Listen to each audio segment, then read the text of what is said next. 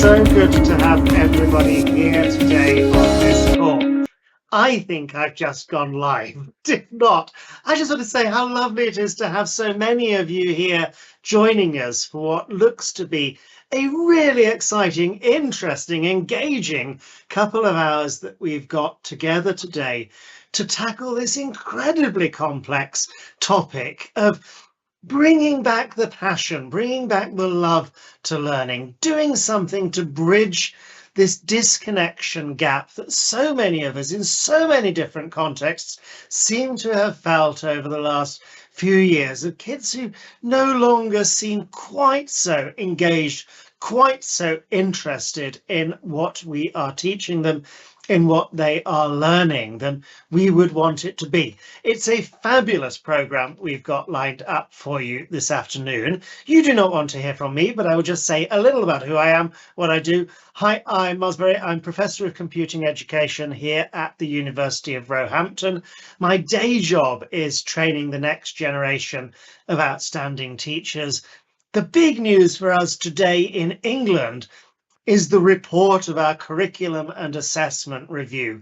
And I'm really excited for the potential that this offers to bring back something of the passion, something of the spark, something of the joy to education. I may get to chat more about this as the afternoon progresses. My first task, though, is to welcome you all here, and particularly to welcome Mr. Konstantinos Doukas, who is the founder and president of Sophia and the president and CEO of the Doukas School in Athens. It's so good to have you here to kick off our day, and indeed the inspiration for so much of what we're doing together today. I will stop talking and hand over to Konstantinos now.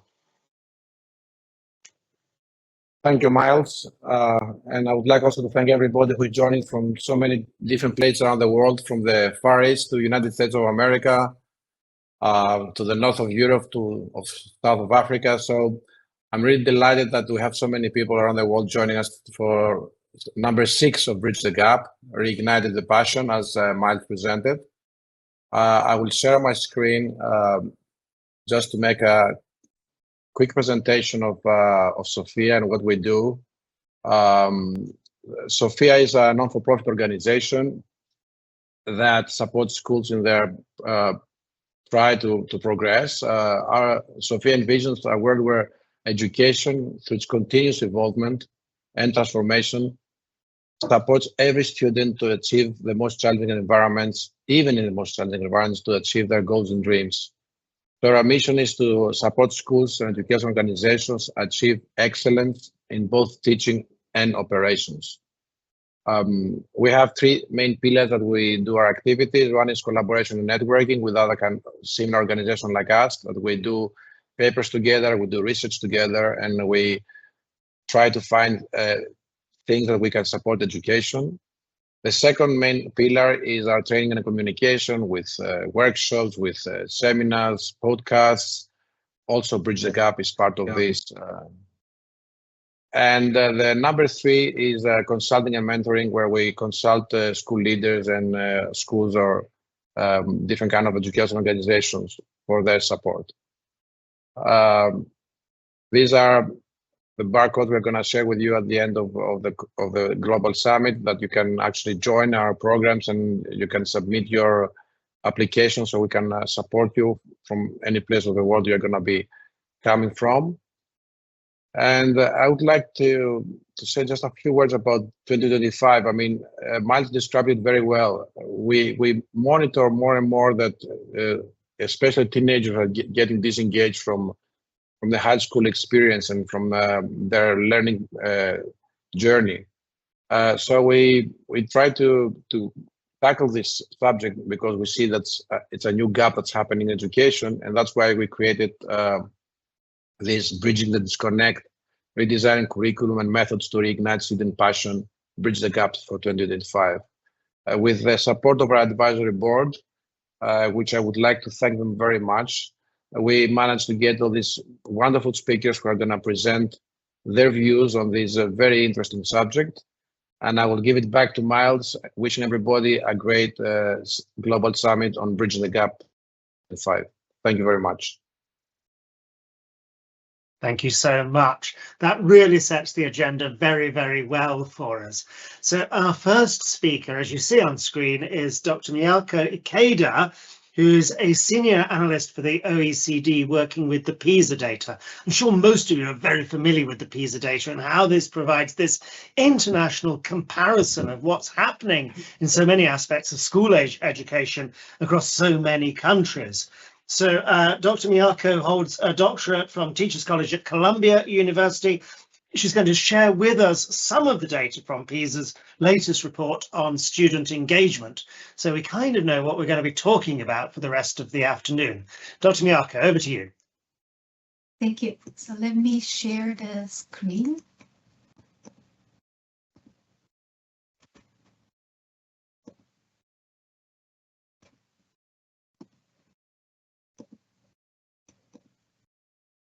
Can you see the screen? Yes, very well, thank you. This is great. Thank you for having me. Today, I'll first briefly introduce the OECD and its assessment program, PISA. Then I will present some PISA findings with a focus on international trends in achievement and engagement. The Organization for Economic Cooperation and Development, or OECD, was originally established in 1948 as the OEEC to help rebuild Europe after World War II. In 1961, it evolved into the OECD, expanding its focus globally. Today, the OECD has 38 member countries, including 22 from the European Union, as well as countries like the United Kingdom, Japan, Australia, and more. Guided by the motto, "Better Policies for Better Lives," the OECD sets evidence-based international standards and helps countries track social, economic, and environmental challenges. PISA, the Program for International Student Assessment, began in 2000 to contribute to evidence-based policy making in education. PISA has been conducted every 3 years since then. It evaluates how well 15-year-old students can apply their knowledge and skills to real-life problems. We are not just measuring what students memorized, but we are trying to measure how much they can apply the knowledge and skills they learn through in and out of schools. And PISA provides reliable indicators. It enables international benchmarking, tracks trends over time, and links student performance and other outcomes to background factors. In its 8th round of assessment in 2022, around 690,000 15-year-old students in 81 countries and economies participated.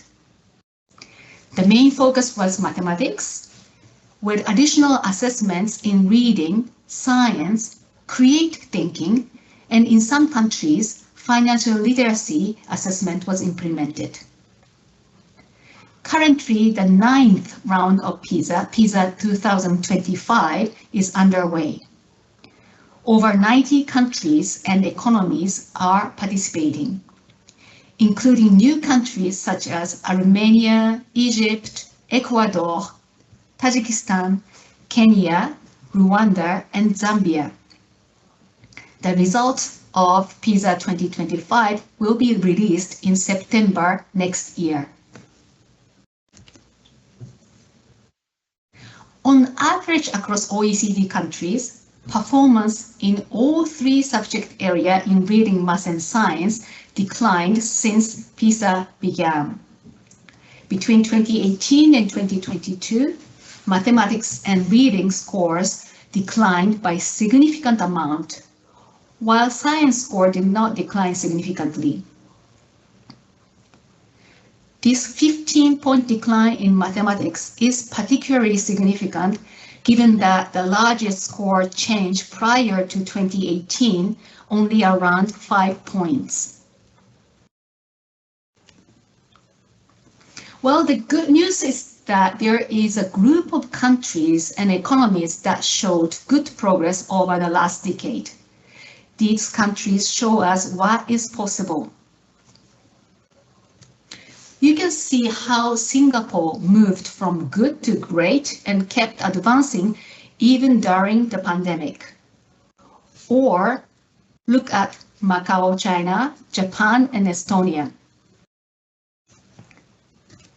Portugal, Hungary, and Israel also saw good progress, although they fell back recently.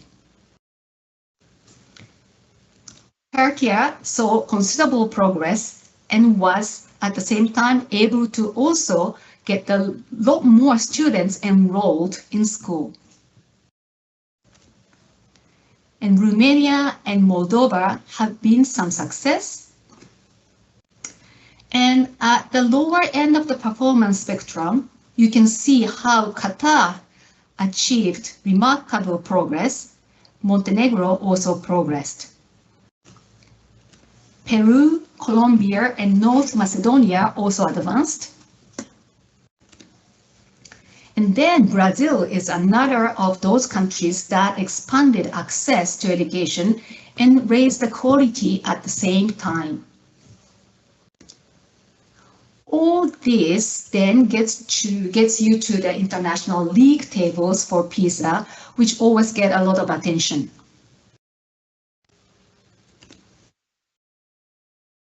Here we look at the recent performance change in mathematics, which are shown with diamond, in the context of pre-2018 performance trends, which are shown with bars. Some education systems with recent negative trends were already showing declining performance trends even before the pandemic. So these systems include Finland, New Zealand, Iceland, the Netherlands, and Belgium, shown towards left of the graph.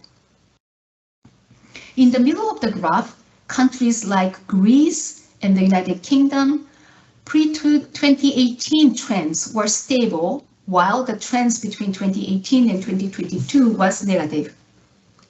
Towards the right of the figure, countries such as Portugal showed reversed trends, meaning that pre-2018 trends were positive, but 2018-2022 trends were negative. Now let's move away from performance scores and let's take a look at student engagement in education. There are many ways to measure student engagement in education. Here I chose one of the indicators, which is a student's sense of belonging at school. Compared to 2018, students' sense of belonging at school improved in 22 education systems. Student sense of belonging at school remained stable in 25 education systems, while it declined in 25 education systems. So across the world, there is no one consistent picture on it. There is the 1/3 declined, 1/3 stable, 1/3 it improved. When we take a look at the individual education system, for example, in the United Kingdom, students' sense of belonging at school has not changed between 2018 and 2022, but its overall level is lower than the OECD average, both in 2018 and 2022.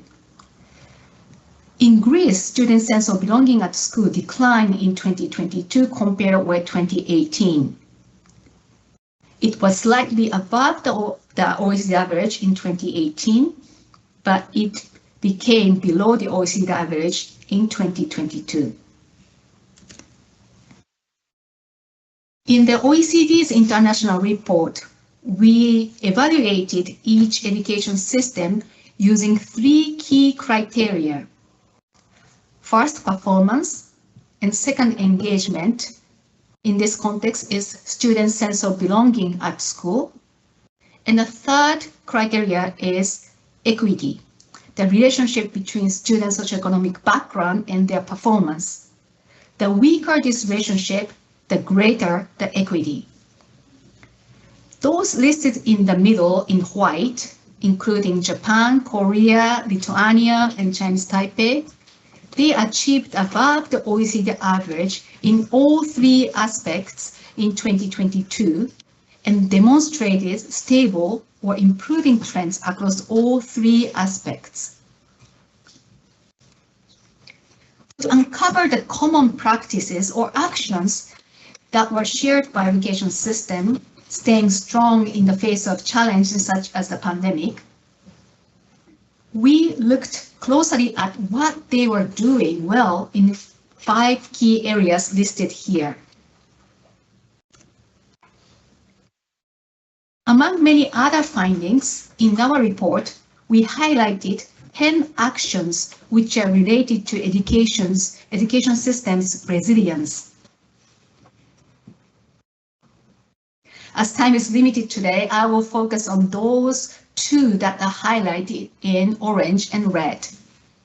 Please take a look at the last chapter of the PISA 2022 Volume 1 report, where we summarize these 10 actions. The first topic is about the teacher shortage.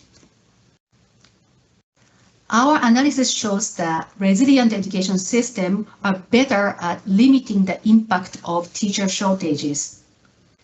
In 2022, I don't think we're going to have time to get into the detail of this, which is such a shame. That previous thing, though, about the digital distraction, I'm sure that's part of the picture here as to why we've got this disconnect between pupils' engagement in the digital world outside of school and what's happening in the classroom. Forgive me, one of the questions that came up was, how do you measure this sense of belonging? What are the survey items? What's the question that you asked me, Ako? So should I stop the sharing the screen or what? I think we probably should, because we've got another talk running very, very soon. So if you stop sharing and just tell it, there's a question in the Q&A about how do you actually get to this sense of belonging in school? What's the question that you ask the kids? Yeah, students were asked to respond or strongly agree to strongly disagree that the several questions that when they feel lonely at school and they feel belong to the school and so on. So there are several questions students were asked, and then those answers were combined into one index. This is just such amazing work, and we have not got the time to do this justice. But thank you so much for at least whetting our appetite about what the PISA data does show us about disengagement. Next, we have to move on to understanding what student disengagement is, what's new, what's not so new. And I have a talk now lined up from Professor Jennifer Fredericks, who's Professor of Psychology at Union College. She is the author of 8 Myths of Student Disengagement. She's an expert on motivation and deep learning. She's going to discuss the definitions of engagement, reasons for our interest in engagement and indeed its converse, and what we know about engagement levels. So over to Professor Fredericks' talk now, please. Hi, my name is Jennifer Fredericks, and I am a professor at Union College, and I'm really happy to be here. I'm sorry I could not be there as part of your actual webinar conference summit. I am teaching at this time, but I've been asked to provide a little context to engagement. To just give a little background, I do research on what is engagement, how do you define it, how do you measure it, what do we know about rates of engagement? I've looked at those questions both in the United States and internationally. And what do we know about the predictors of engagement? How do families, how do schools, and how do instructional factors influence engagement? And finally, I looked at what are the interventions we know can increase engagement. So I've just been asked to give a little bit of context on what is engagement, what do we know about rates of engagement, and why is it important? So first, what is engagement? My colleagues and I, probably one of the pieces of scholarship I'm most known for is a 2004 article where we tried to answer that question.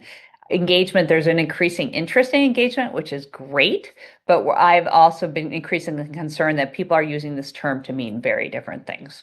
So what we did in this review article is we looked at and we argued that engagement is a multidimensional construct that includes three components. It includes a behavioral piece, which is what there had been a tendency to focus on prior on-task behavior, but there's also an emotional piece and a cognitive piece, and a student varies on all three of these dimensions. So for behavioral engagement, we look at participation in both classroom activities as well as participation at the school level, concentration, attendance, answering questions, effort, following rules, attendance, lack of disruptive behavior. So that's a behavioral piece.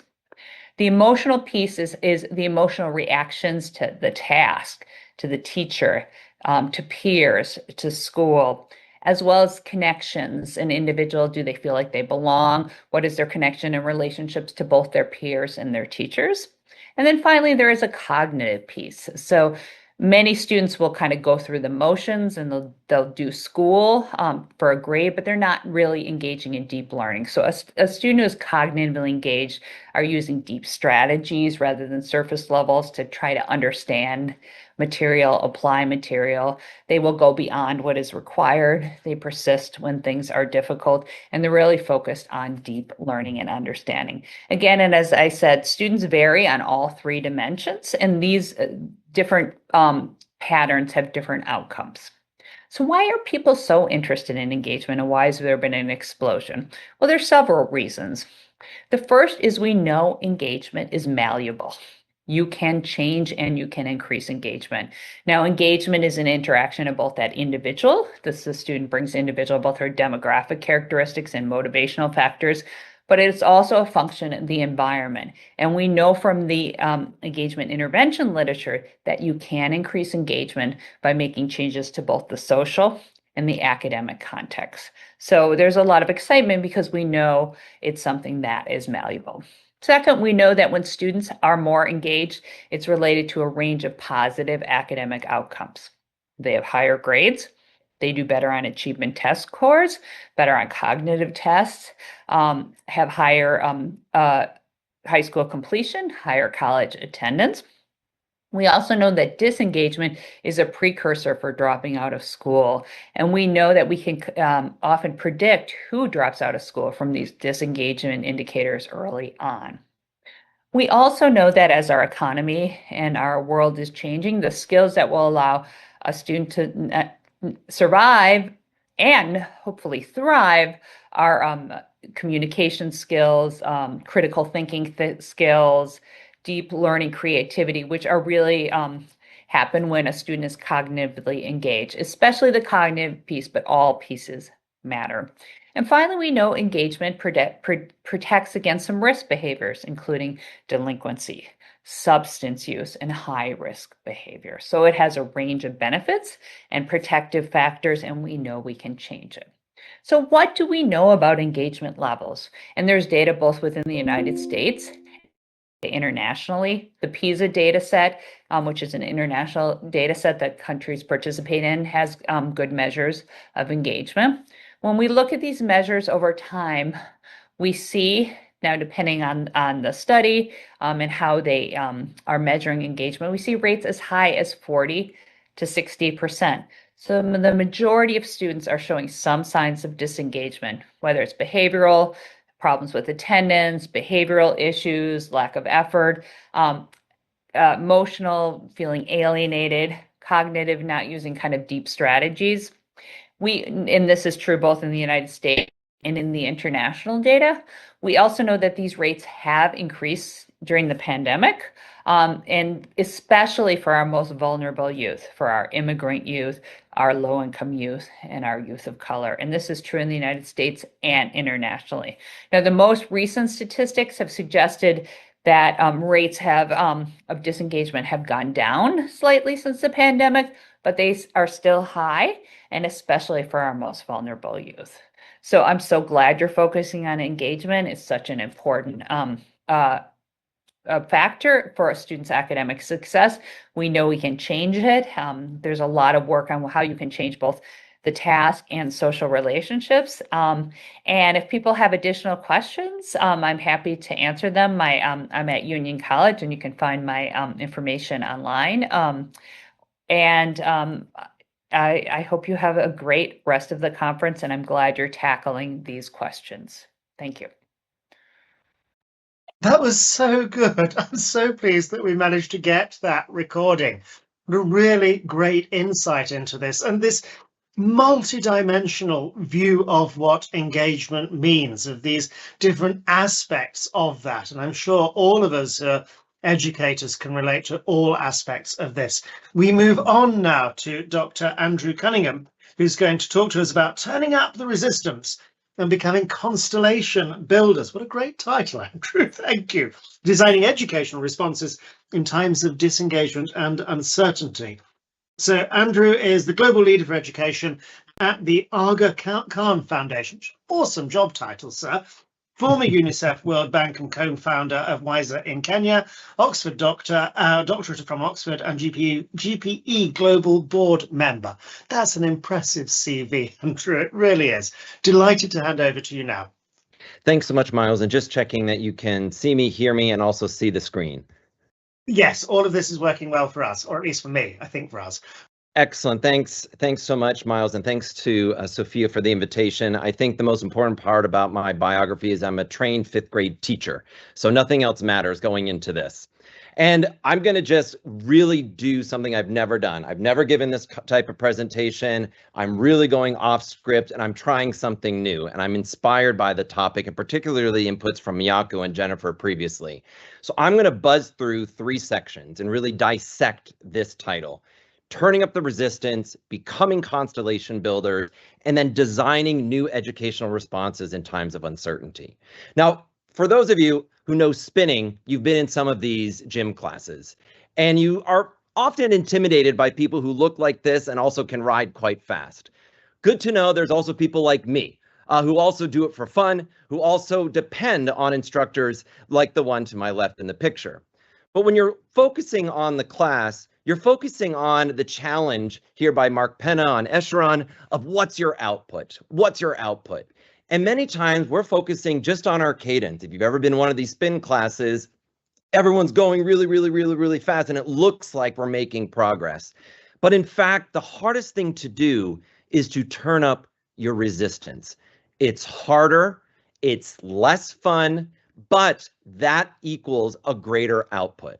So a challenge to us in this conference is, are we all turning up our resistance levels and doing what's hard? Or are we satisfied with the cadence of continuing to spin in the current cycles and the current speeds?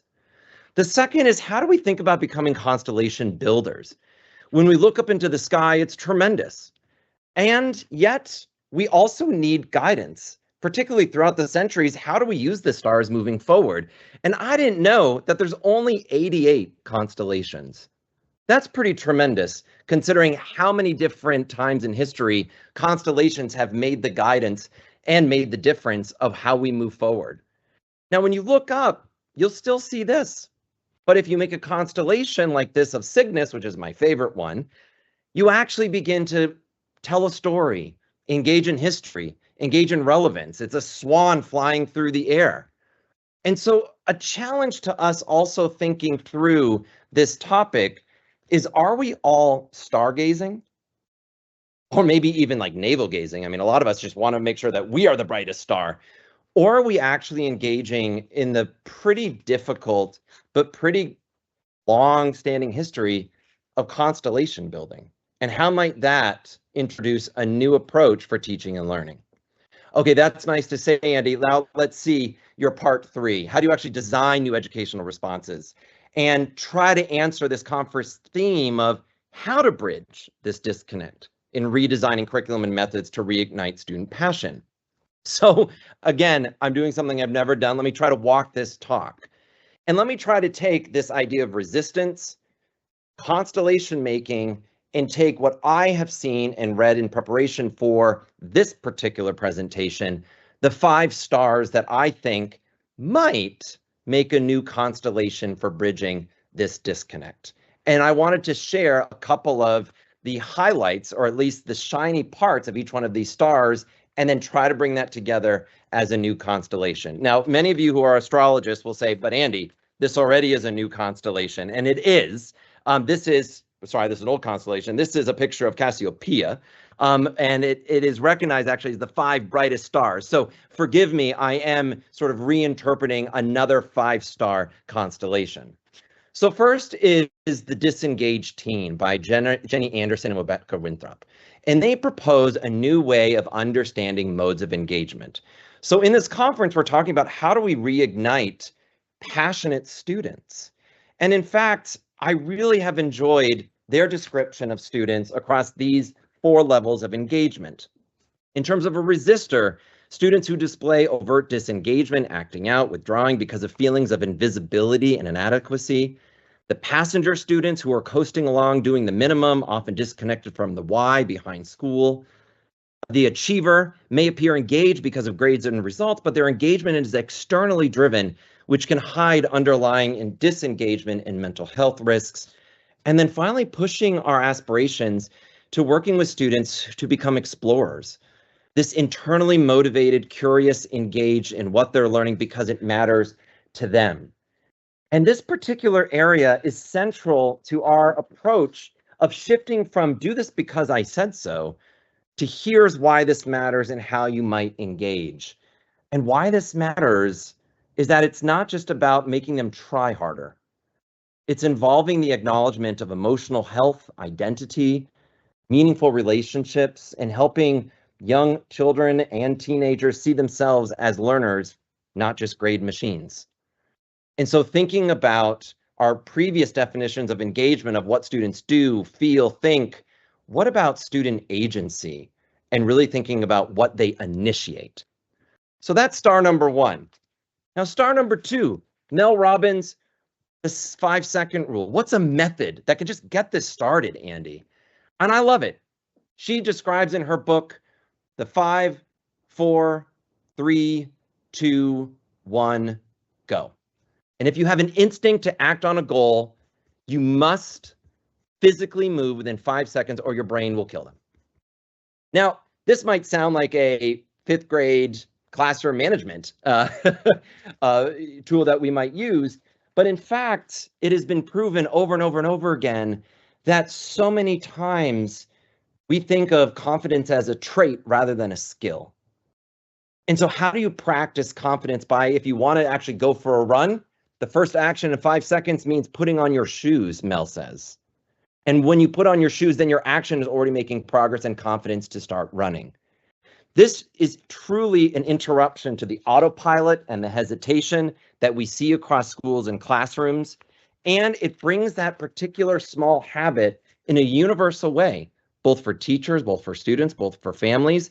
Get out of bed. 5, 4, 3, 2, 1, get up. And she starts with that as her personal story of really fighting depression and struggle of just getting out of bed and then doing that over and over again. Now, a 3rd star is the TED Talks. And I find that Chris Anderson really brings this idea of how might we become better idea builders. And we're thinking about curriculum. How are we actually encouraging moments where we are encouraging students to develop ideas and then share them in a way that they are a mental construct that listeners or others can hold on to, walk away with, value, and in some sense be changed by. And he notes that on the stage, the best talks feel like generosity, not performance. And so a question to us is, what is your gift that you want to give others? And in an age of AI, of doing maybe a 5-second prompt on ChatGPT, you're not going to have a ChatGPT on stage trying to give a gift or also trying to convey an idea. Perhaps turn up the resistance, perhaps constellation making. Hopefully those are 2 new ideas that you can walk away with. And then 4th is the let them theory, again by Mel Robbins, of accepting and allowing people's choices and being comfortable with that, of let them, but then also let me. Take responsibility of how I can respond and how I can protect my peace. This might sound like a really basic phrase, but going through numbers and going through trends of student and teacher stress, That simple phrase of let them in order to let me take my power back. And to also acknowledge that other people hold no real power over you unless you give it. In terms of a curriculum and a method, this, I believe, has already reignited a number of different passionate students and learners, including me. And if you mix that 5-second rule and the let them theory, you have a new mindset loop of moving and staying grounded, of being assertive, but also having acceptance. And then the final star is Schools 2030. And this work is across 10 countries, Asia, Africa, so not Asia and Africa aren't countries, but Kyrgyzstan, Tajikistan, Afghanistan, Pakistan, Kenya, Uganda, Tanzania, Portugal, and India. And they're looking with this one key question: how do we work more with teachers as our R&D partners of choice? So how do we look at it as a movement of catalyzing teacher-led innovation, a mantra of how teachers are the world's best design thinkers, and a mentality that teachers could be the R&D partners of choice for challenges in AI, climate, learning differences, and the ever-emerging and ever-evolving needs of society? And if you go into schools2030.org, it's a first attempt that I've seen across so many contexts of how do we create educational resources that are as memorable and usable as the last 4 airport self-help books that you see on the shelves. We have an opportunity to make more open source, tested, endorsed, trusted, innovative, useful, but meaningful ways to engage, and the practicality at the front. So in conclusion, hopefully the resistance, the constellation making, and my first attempt has created one new constellation. I'm calling it Bridgie, of bridging the disconnect, but also turning it over to my colleagues and friends that are part of this agenda. It's your turn. Do you turn up your resistance? What new constellation will you build? And could that be a new constellation of Bridge the Gap 2025, that we look up to the sky and actually get some guidance to navigate the uncertainties ahead? Thanks so much, Miles. Back over to you. Dr. Cunningham, thank you so much. One of the problems with doing these webinars is nobody ever gives you a round of applause, but that definitely deserved one. Awesome talk. Thank you very much. So this link between agency and engagement seems really clear in what you've just been talking about. Is your feeling that those jurisdictions where we have got a sense of school belonging and engagement have got that right, do give their kids more agency in the classroom? It's an extraordinary time, particularly across low resource settings. This has been the reality for a very long time, and actually tapping into the wisdom of teachers and figuring out how to actually understand what works in their context for their students and at their time is a simple, humble question of another sort of airport book of the how do you live an unstressable life? It's the 3 L's. It's limit, learn, and listen. So perhaps limit the actors in the discussions on what works in schools, maybe a little bit more to the teachers and parents and students, but also simply have that curiosity to learn and listen. And we've seen that across many of the countries that we have the privilege of working in. And really, it's an astounding challenge for all of us, because the positive deviance and also the valuable wisdom is already in the classrooms and communities. We simply have to amplify and understand and share. Thank you very much. Your 5th grade teacher skills of taking big complex ideas and presenting them so clearly really to the fore this afternoon. Hugely appreciated. We turn now, as you see on screen, to Erica Twami's talk, and she is the author, CEO and co-founder of Learning One-to-One. She developed relational learning systems combining neuroscience and technology to, wait for it, awaken student genius. Her talk is titled Becoming Einstein's Teacher. Now there's a thought, awakening the genius in your students. Erica, over to you, please. Thank you, Miles. Can you hear me well? Yes, thank you. All right, so I'm going to share my screen now. Let me know when you can see it. Oh, sorry, I'm muted. That's working well for me. Thank you.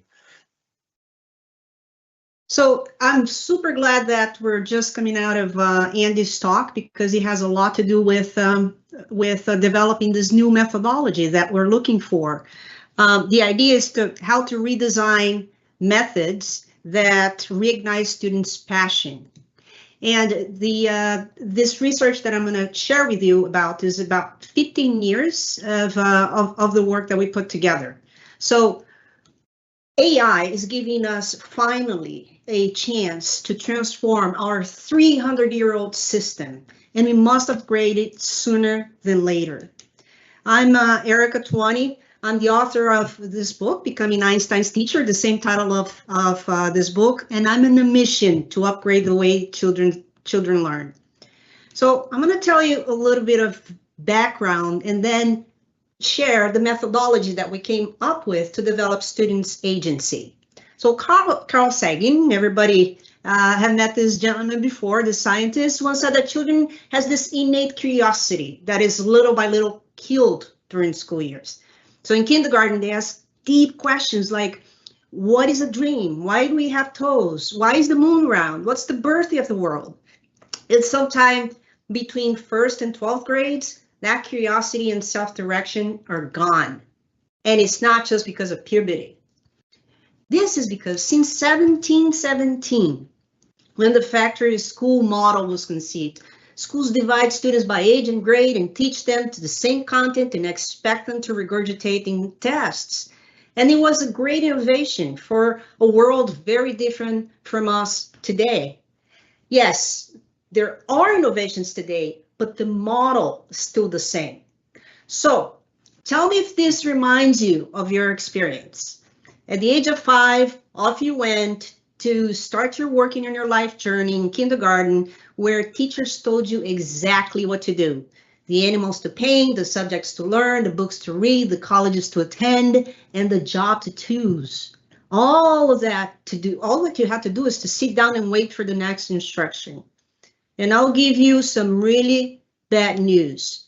The bad news is that our brains were hacked. We learned to dismiss our deepest desires to fulfill the definition of success of someone else designed for us. Now, the good news is that your children and our children can have a different experience because there's a way to foster self-direction and curiosity superpowers. Our team designed a simple approach schools can use today to harness that natural learning process. We can improve education worldwide without deleting the existing system. We call it learning autonomy, the ability to function with minimal external guidance. It's what your 1-year-old does naturally once she walks and eats and talks and put the little finger in the electrical outlet all by herself.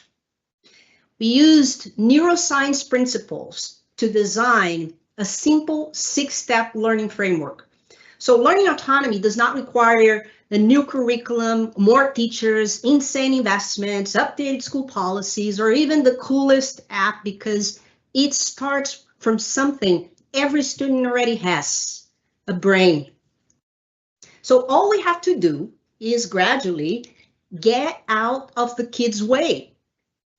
And here's a simple example of how learning autonomy happens. So students Laura and Julian were learning about environmental responsibility while exploring agriculture. The first step is goal setting and planning, where students themselves state an intention, which increases the chance of achievement by 2 to 3 times. Something like, I'll complete 2 reading activities and 1 concept map in the next hour.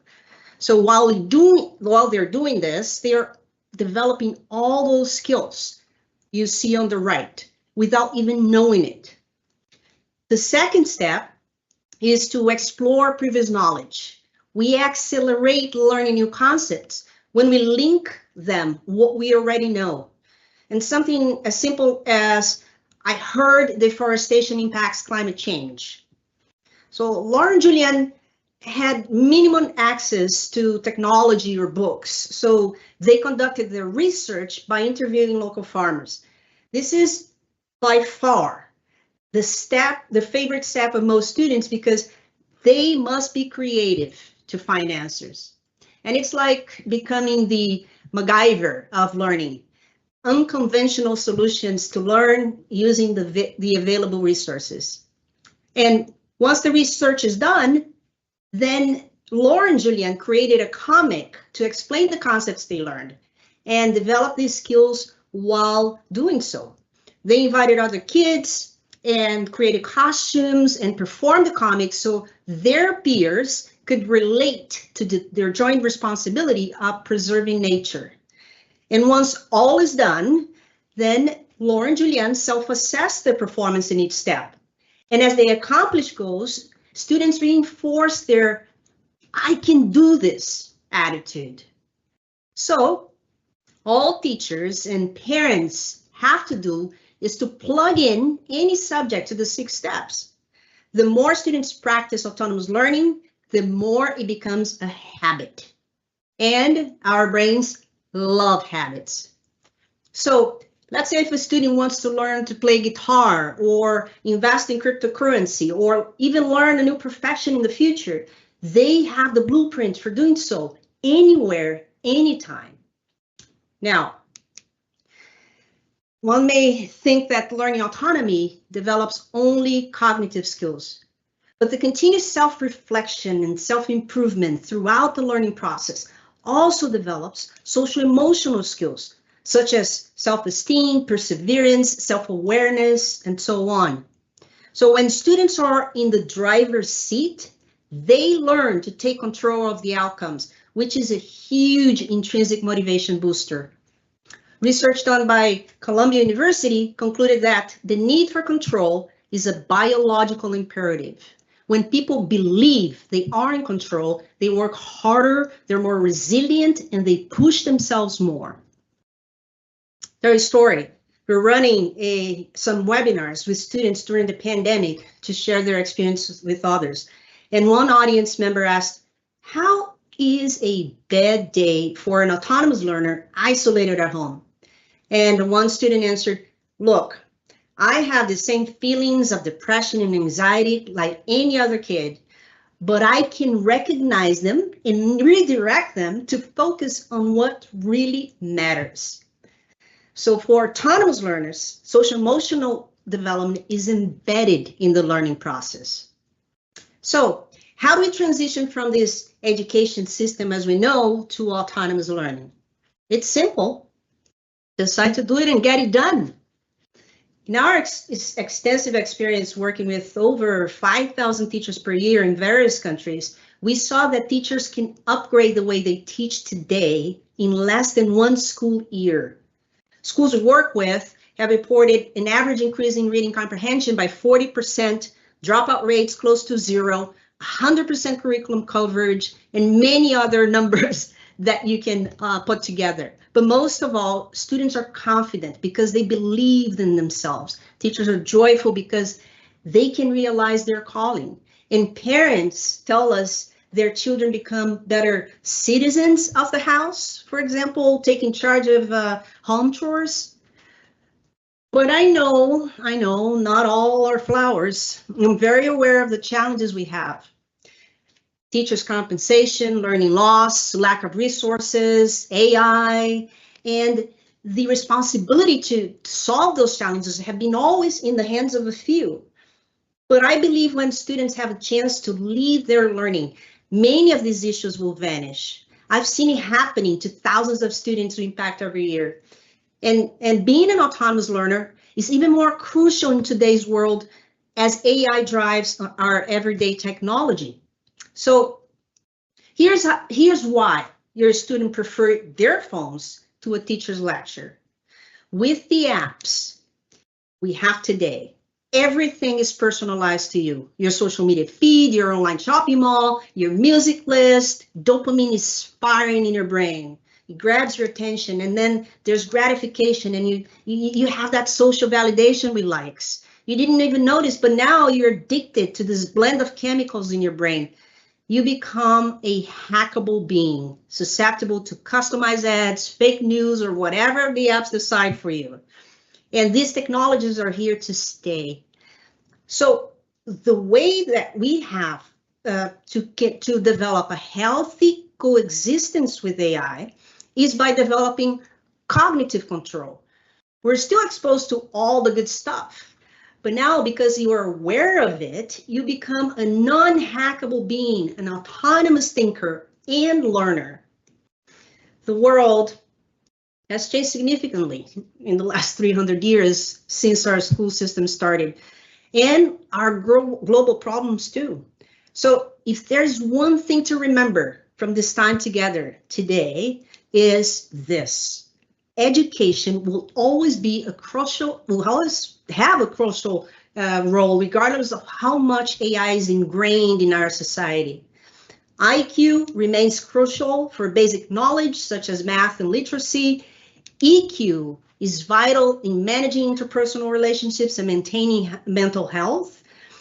AQ is our ability to adapt to different situations in the new paramount to prepare learners with the flexibility and resilience to navigate technological changes.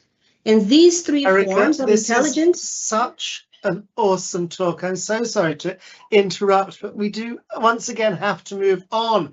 I love this emphasis on autonomy here and putting the learner really in control of the learning. I can see how well this works in things which learners are already interested in. What is the role for the teacher there about topics which learners aren't interested in? Do we ignore those, or how can we broaden their horizons and still deliver a broad curriculum as within this vision of learning? The role of the teacher is always to coach. Yeah. Students usually don't like some subject is because they don't find a connection with that specific subject.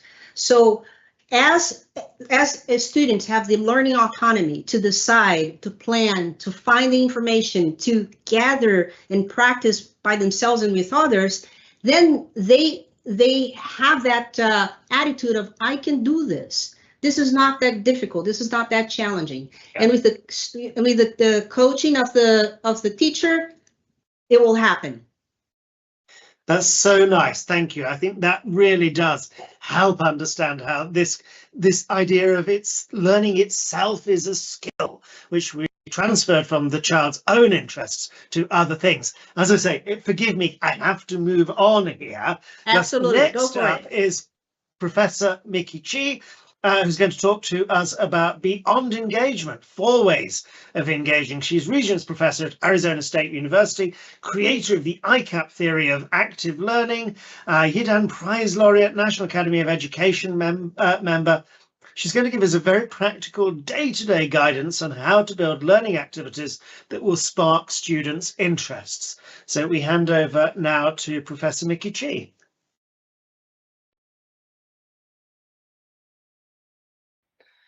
Hello, my name is Mickey Chi from the Arizona State University. I'm very pleased to be here this morning, and thank you for inviting me to talk about this very important topic on engagement.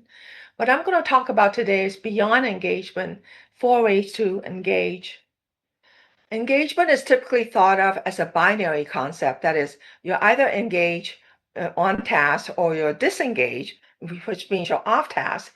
And when you're engaged, it's often thought of as learning that is physically active. And when not engaged, then obviously you're not learning. However, engaged is not learning that is physically active per se, is what I want to point out. That instead, engaged learning should be defined by how students physically interact with or engage with the instructional content information from a book, a video, a lecture, or from a peer. How students physically interact with instruction refers to what students do physically with instructional content, including what they produce while they're doing. So examples of what students do can be, how do they listen to explanations? For example, do they ask questions? How do they watch a video? Do they pause the video, rewind, and review it? How do they interact or collaborate with their peers? Do they build on the partner's comments or ignore them? These are ways that students can interact with the instructional materials. So ICAP is a framework that claims that students can engage in 4 different ways for the same learning task. So let's take the example of a learning task such as reading a passage. When a student's reading a passage, they can merely read the passage by itself, just reading it, or they can underline a few sentences within the passage, or they can take notes while they're reading, or they can discuss the main points of the passage with a peer. So there's various ways the student can read a passage. So ICAP suggests that we can characterize and discriminate these 4 ways of physically engaging with instruction by using these 2 very simple criteria. The first one is to ask, what do students do while engaging with the content of instructional inputs, which we gave example earlier. The second criterion is, what do students produce while they're engaging with the content of instructional inputs?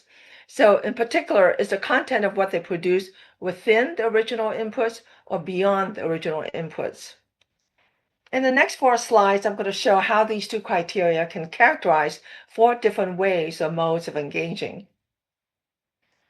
The first way to engage is when students are only listening to a teacher's explanation, reading a book, watching a video, or experiencing a virtual reality. The doing can be characterized as paying attention. That's what they're all paying attention, and they're producing no outputs. We refer to this way of engaging as a passive or attentive mode.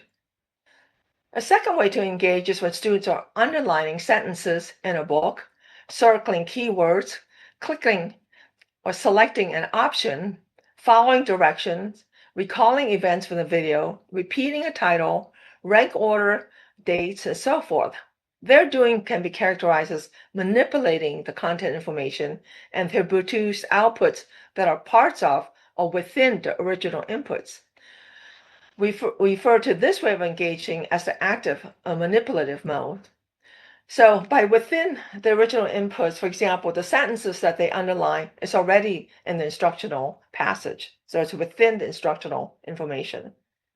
A third way to engage is when students are drawing a diagram, let's say, or figure, when none was given, comparing 2 options, propose a solution, or predicting an outcome, explaining a hypothesis, asking a question, extending an idea, integrating 2 solutions, suggesting a possibility, and so forth. Their doing can be characterized as generating additional content information. They produce outputs that extend beyond the original inputs.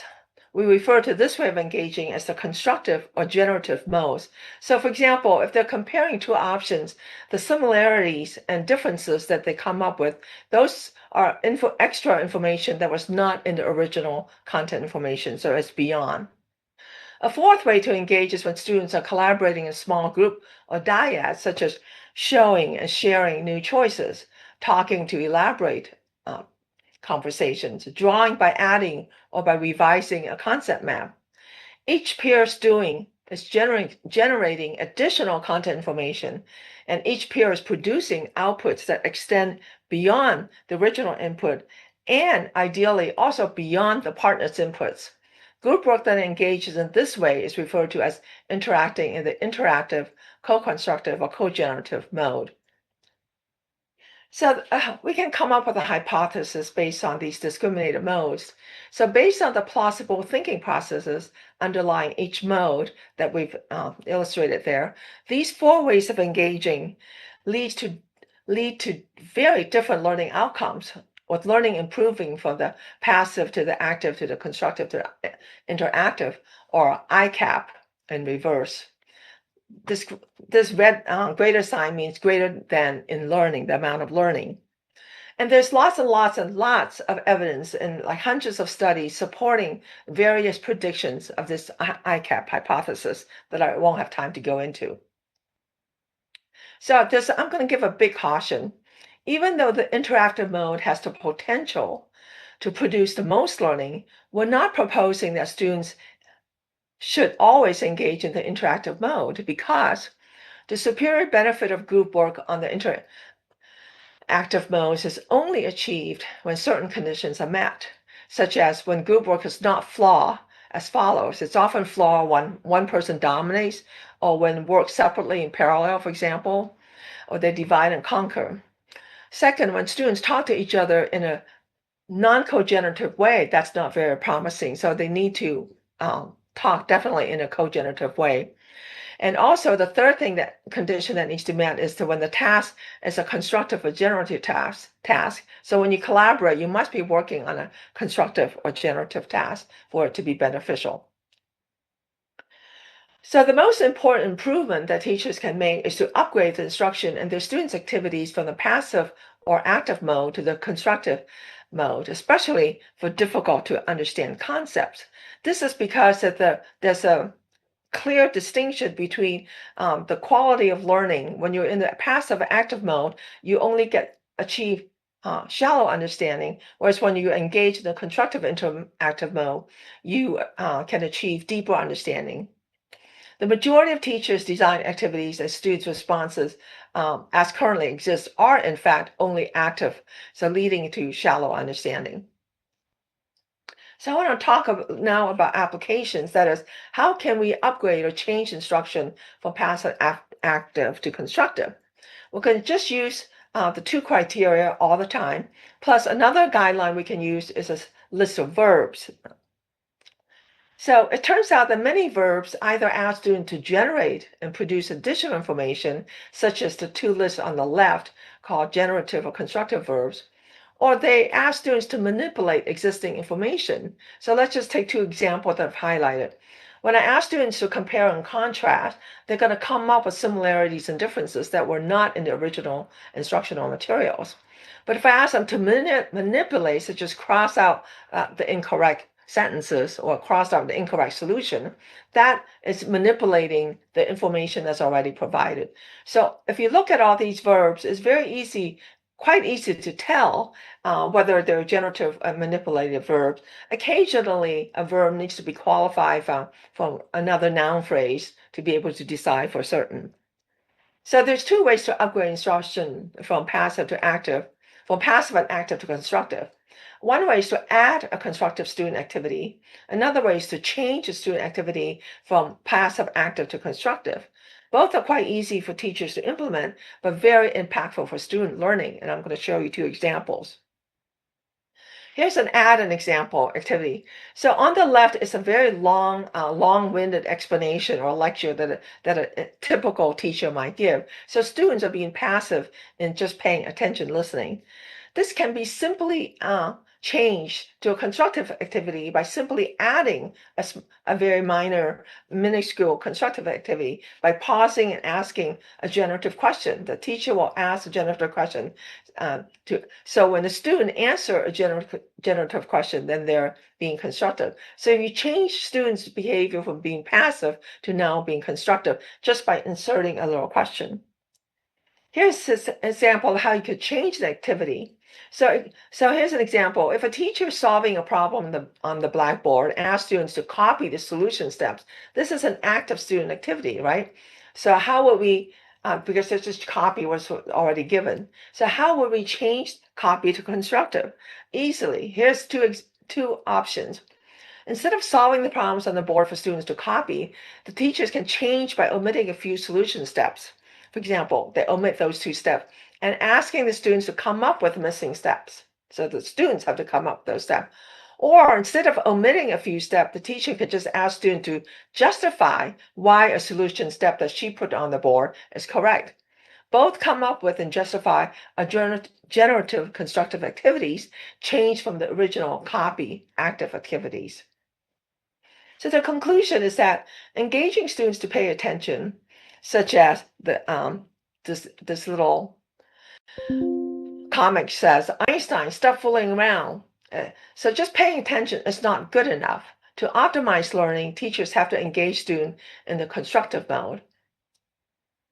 So anything from passive to constructive. Thank you for listening.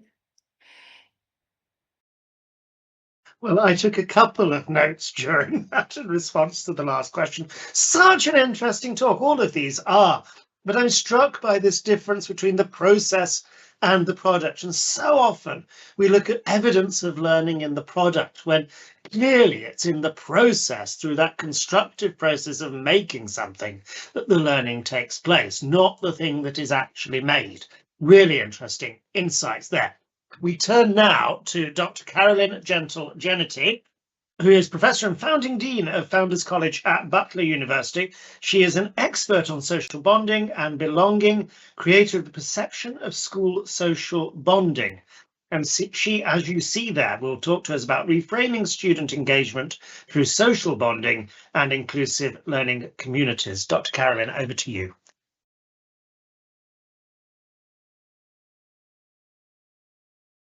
I don't think we're seeing on my slide. Yes, I can see that well, and I can hear you. Okay. I know I can't on this side, so hopefully I'll run through pretty quickly. Good afternoon, good morning, wherever you're joining us from. Thank you for allowing me to be here. One of the good conversations that we've been having is really about the student and how they show up and how the teacher shows up. My session is a little different. It's focusing on the entire experience, including the school environment itself. The first of that then is, how do we reframe student engagement? And the idea is to move through social bonding into inclusive learning community. The first in doing that then, and I can't see the slide, so hopefully it's moving through the way that I envision. That's better. Yes, okay, now we've got your slide full screen there. Reframing Perfect. student engagement. Move forward another one. Model for response. That's looking good. Thank you. So as we do that then, a model for response has what I'm calling the perception of school social bonding along with inclusive learning to get to engagement. Moving through very quickly then, I propose a comprehensive model based on at least 15 years of research that we've been doing this. The first is we want to conceptualize disengagement as emerging from deficiencies in social bonds. So everything that's been shared thus far is about the student and their motivation, but there are also some social aspects, some bonding experiences, relationship experiences that also helps to predict behavior. So what's different? Unlike models that focus only on external factors or psychological conditions, this approach then places the quality and quantity of social bonding or social bonds at the center. It proposes that it is not the student or the family, but instead the bonding gaps which drive disengagement. Therefore, this is where our work must be focused. Pardon me with this next slide. I tried to put a lot here, but I want to just frame the conversation a little. When you put a model together, it should be comprehensive. It should help you to understand, predict, and intervene in disengagement. So what is the first step in doing that then? The first is assessment of bonding gaps becomes central for early identification, particularly for students who may be demonstrating this behavior. After you've assessed, we all know, right? You can easily then move in and you move into a targeted intervention. But what must the intervention do? So even if you'd go out and say, we will institute intervention A, we know from the research that it must help the student attach to a pro-social person or thing. It must get them involved and engaged, but it also must drive their belief in whatever it is that they're doing or what they hope to achieve. These are the key factors then in mitigating disengagement behavior. The last then is in the intervention, it must be holistic. It must address both the school climate, things that are happening in the school, whether it's a clean environment, whether it feels supportive, whether it looks good, whether the classroom furnitures feel comfortable to them. These are added factors that must be brought in. And lastly, then, if we do that well, the psychosocial needs of the students must also be met. One key reminder in this process is that progressive detachment of students is what really results in deficient bonding. And that's how we know if we address these, we can improve their educational experiences. But let's go back just a little bit, talk about, well, what really is disengagement? So you've heard a bunch of concerns already. You've heard the things that we're commonly knowledgeable of. But if we step back and really ask ourselves, what is a disengagement? For me, disengagement is a multidimensional withdrawal. So others have talked about behavioral or emotional or cognitive in today's session, but it's a multidimensional. It's a detachment of the student from school manifested in these same three areas that I keep mentioning. And I'm hoping this is what you take away. It's manifested in attachment and how they show up in their involvement and also in their belief. And this drives their negative educational experiences. So let's dive in then. What is this model? We have to look at the power of engagement.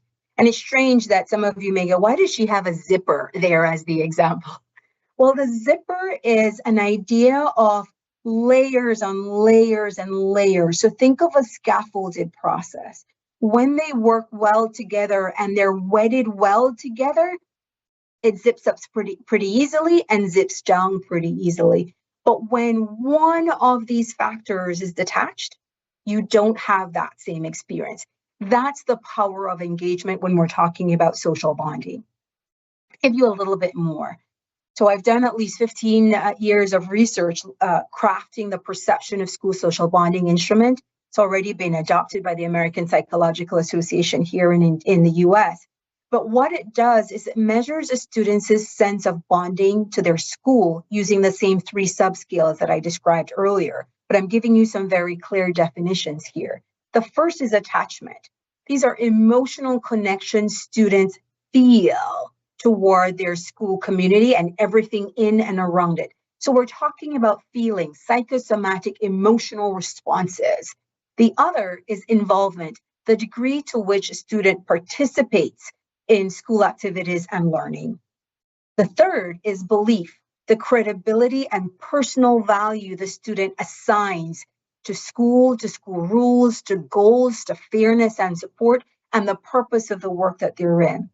So if you take all of what have been presented so far, all of that will line up to any one of these 3 if you're really looking for how do we make this change not just student specific, but environment specific, student specific, emotion specific. And that's by looking at attachment, involvement, and belief. The research suggests that at this point, when we bring these 3 areas together, when bonding is weak, right? When there's a lack of these 3 items, absent students or students who no longer participate are at greater risk of disengagement. The second piece is evidence through apathy. Examples again that you've seen today. Students just are not involved, not engaged, could care less about what's being shared, presented, or what they're being asked to participate in, ultimately then resulting in higher rates of disengagement. Let's summarize this section so that you're following along with me. The importance of measurement points then is we must gauge how students are feeling, how much they're participating, and what they're assigning value to. So you're looking for feels, participates, and assigns value. These are the 3 factors. Now, if we look into the power of engagement, in addition to social bonding, we add inclusive learning. Inclusive learning then brings in a context of recognizing that everything we see and experience is symptomatic. You could have 2 persons watching the same movie, the same event, same time, on the same couch, eating the same food, and you ask them about how they feel about a particular situation or event they saw on that show, you will get a very different response. And that's because it's driven by feelings and those psychosomatic drivers. And that's one of the key factors. As an example, we've heard about attendance and absenteeism. And absenteeism, which is everything around the why a student is absent, is driven by these feelings and psychosomatic or symptomatic factors. Disengagement is the behavioral and observable outcome of weak bonds. That's the first one that we see often. But we must collect observable data along with organizing, programming, and learning around the 3 factors, the feeling, the participation, and the determination of value. If we were to put inclusive learning into practice, then we recognize that as much as we're talking about teaching and delivery, learning is not teaching. You could have someone just driving down the road and they can see signs, bus stops, right? They can be learning based on them engaging with content and places and spaces. That's not teaching. As a result, it's not about buildings and books and apps. It's about people and processes. We do not come to know something simply because someone tells us that that's being done. That's really memorization. Learning then is about experiences. So you want to figure out what's happening in the experiences that students have every day. And it should be about recognition and usability. The more they feel it relevant to their lives and experiences, the easier it would be for them to engage. Engage then in experimentation, and the old adage of Goldilocks, right? They want to go around and test the porridge just to figure out what's right. Bringing that into the constructing of personal meaning helps the student move from social bonding into inclusive learning, and they show up ready. The key factor as a takeaway for this section is we must create spaces where past knowledge can collide with new knowledge through problem solving in spaces that are psychologically safe, with psychological safety, where they can experiment with purpose. Some environments, whether bullying or other, creates environments where students don't feel safe, or fairness, where they may feel judged or wrongly treated in a particular environment. So those are key components as well.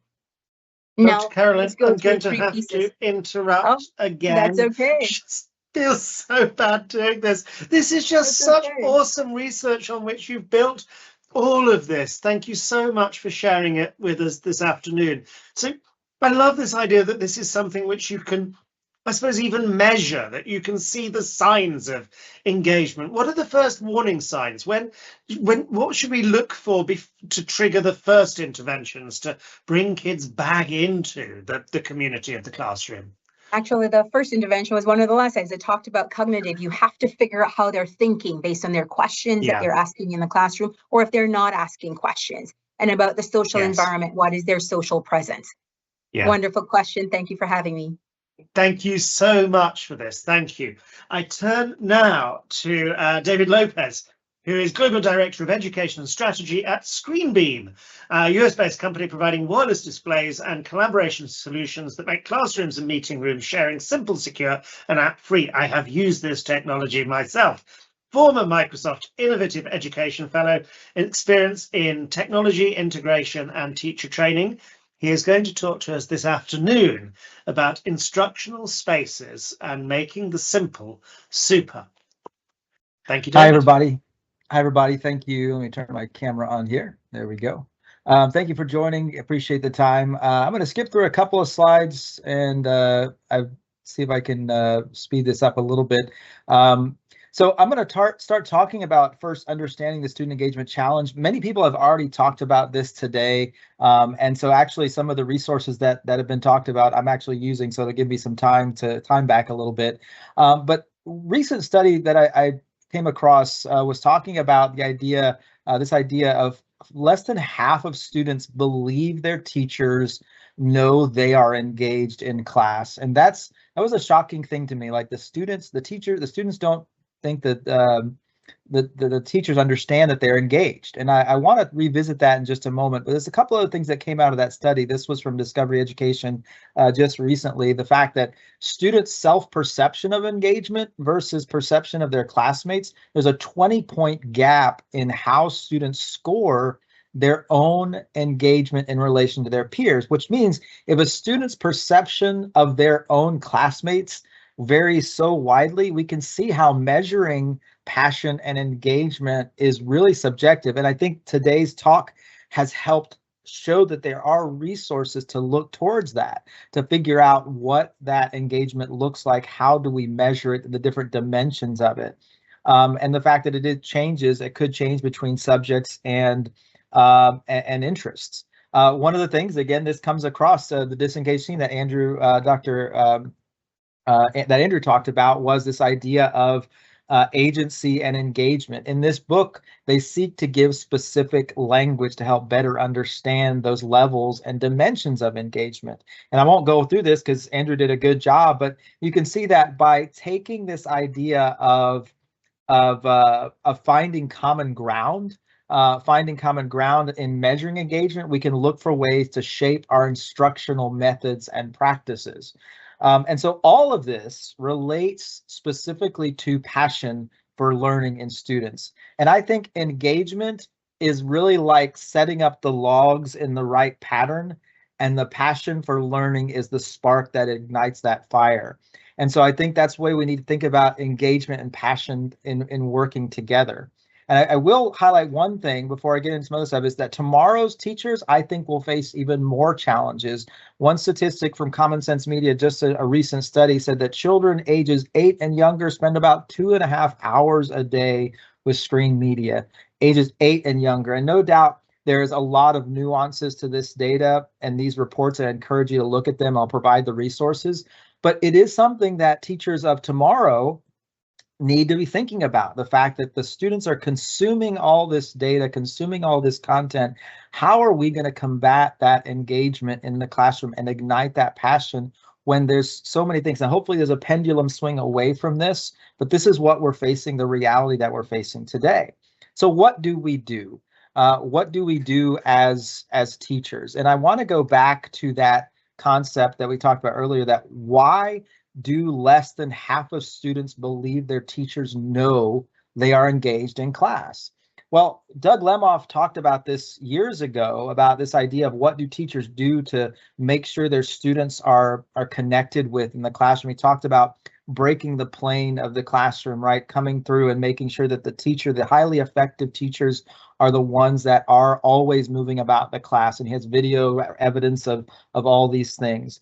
Also, recently read this book, The Idea of Working in the Power Zone, that teachers, the typical teacher, it teaches in the power zone, which is this area in the classroom, that breaking the plane 20 to 60% of the time.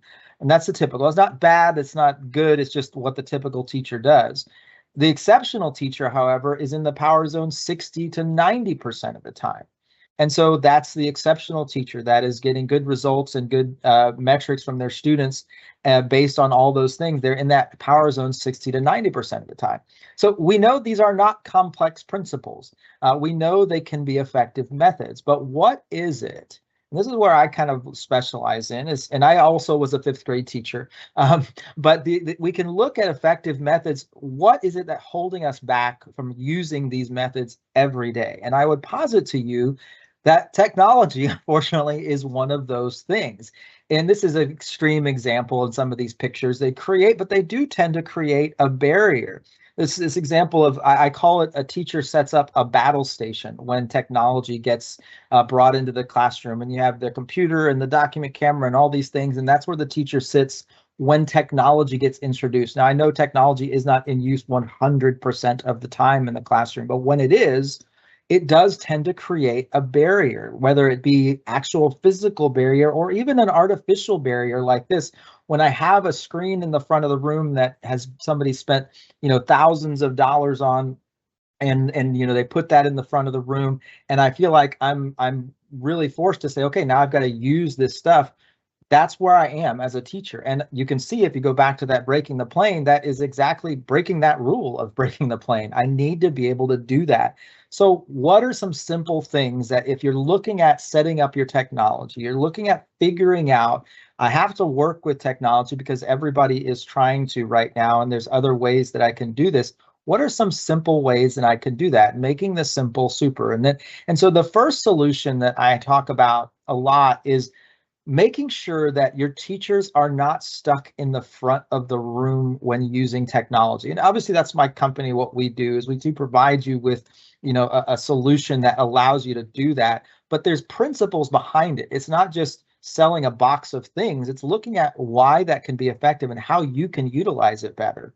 What does that do? Well, these are actual pictures. These aren't things that, I found online. These are actually pictures that were either sent to me or I was actually present in the classroom. And looking at these teachers, on the picture on the left, the teacher's computer is there in the bottom left-hand corner of the screen. She set up her classroom in a way that was really untethered, gives her the ability to be completely flexible and not tethered to a desk or behind a screen. This untethers the teacher. It frees them up from their battle station. It allows them to be flexible in their classroom arrangement, so they don't have to worry about where their desk is placed. That teacher actually scavenged a lot of furniture from neighbors and from even some stuff she pulled out of a dumpster. She said, okay, this is what my classroom is going to look like. It can create a more relaxed environment for students to work in. The teacher on the right, again, is showing an example of not being stuck in the front of the room. Even though it's the big screen in the front, it's there as an aid, not the focus. And the teacher is the focus in that environment. This is a video from BET last year. A teacher came from another location, brought her students with her, brought her stuff with her, and with literally thousands of technology products around her, she had two things. She had a tablet device in her hands and she had a screen beam, and she used that as her classroom.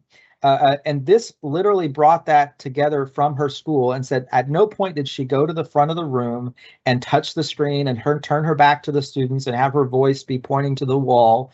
This was the idea of using a device that she had in her hands to make that an instructive environment and an engaging environment. Another example, a teacher used a screen beam with a tablet PC.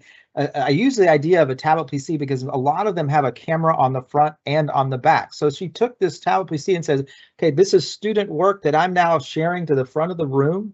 And I don't have to have a document camera. I don't have to have a battle station set up. I don't have to have a big fancy touchscreen. I'm just using the device that I have and engaging students and creating a simple but super environment and allowing them to show their work by using the tools that they already have. So what's the point? The point is, it doesn't require a room full of technology, a massive expensive display in the front of the room, document cameras, multiple computers, and tablets to engage with students while you're using technology. I won't tell both of these stories, but story number 2 on the right is a teacher up in Canada, a friend of mine named Joe.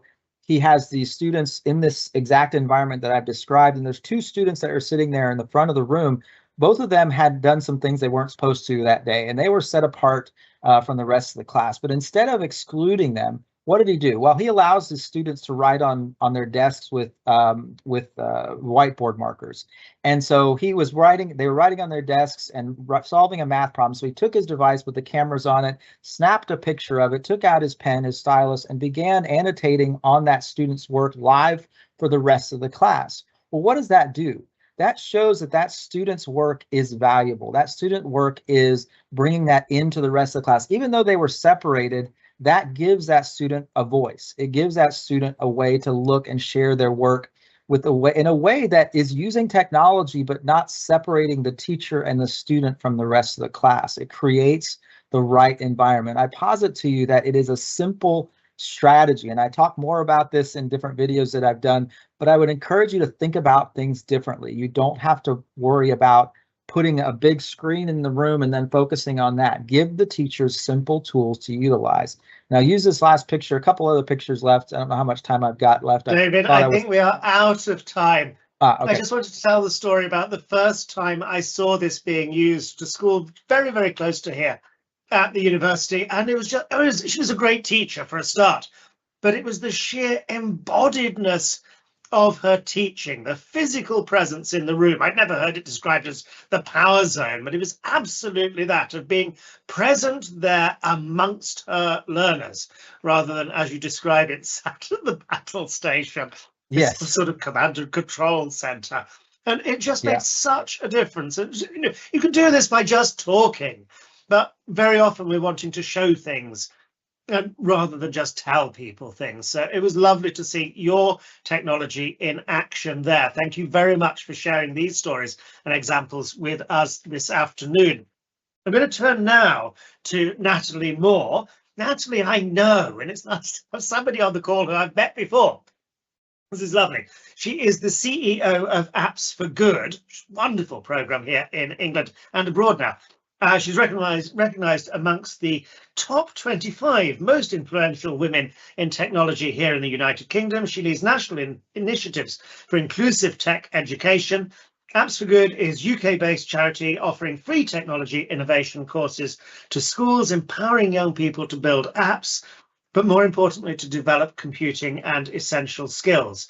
She's going to talk to us this afternoon about empowering young people to shape their world with technology. Over to you, Natalie. Thank you, Miles. Let me just get my, where are we?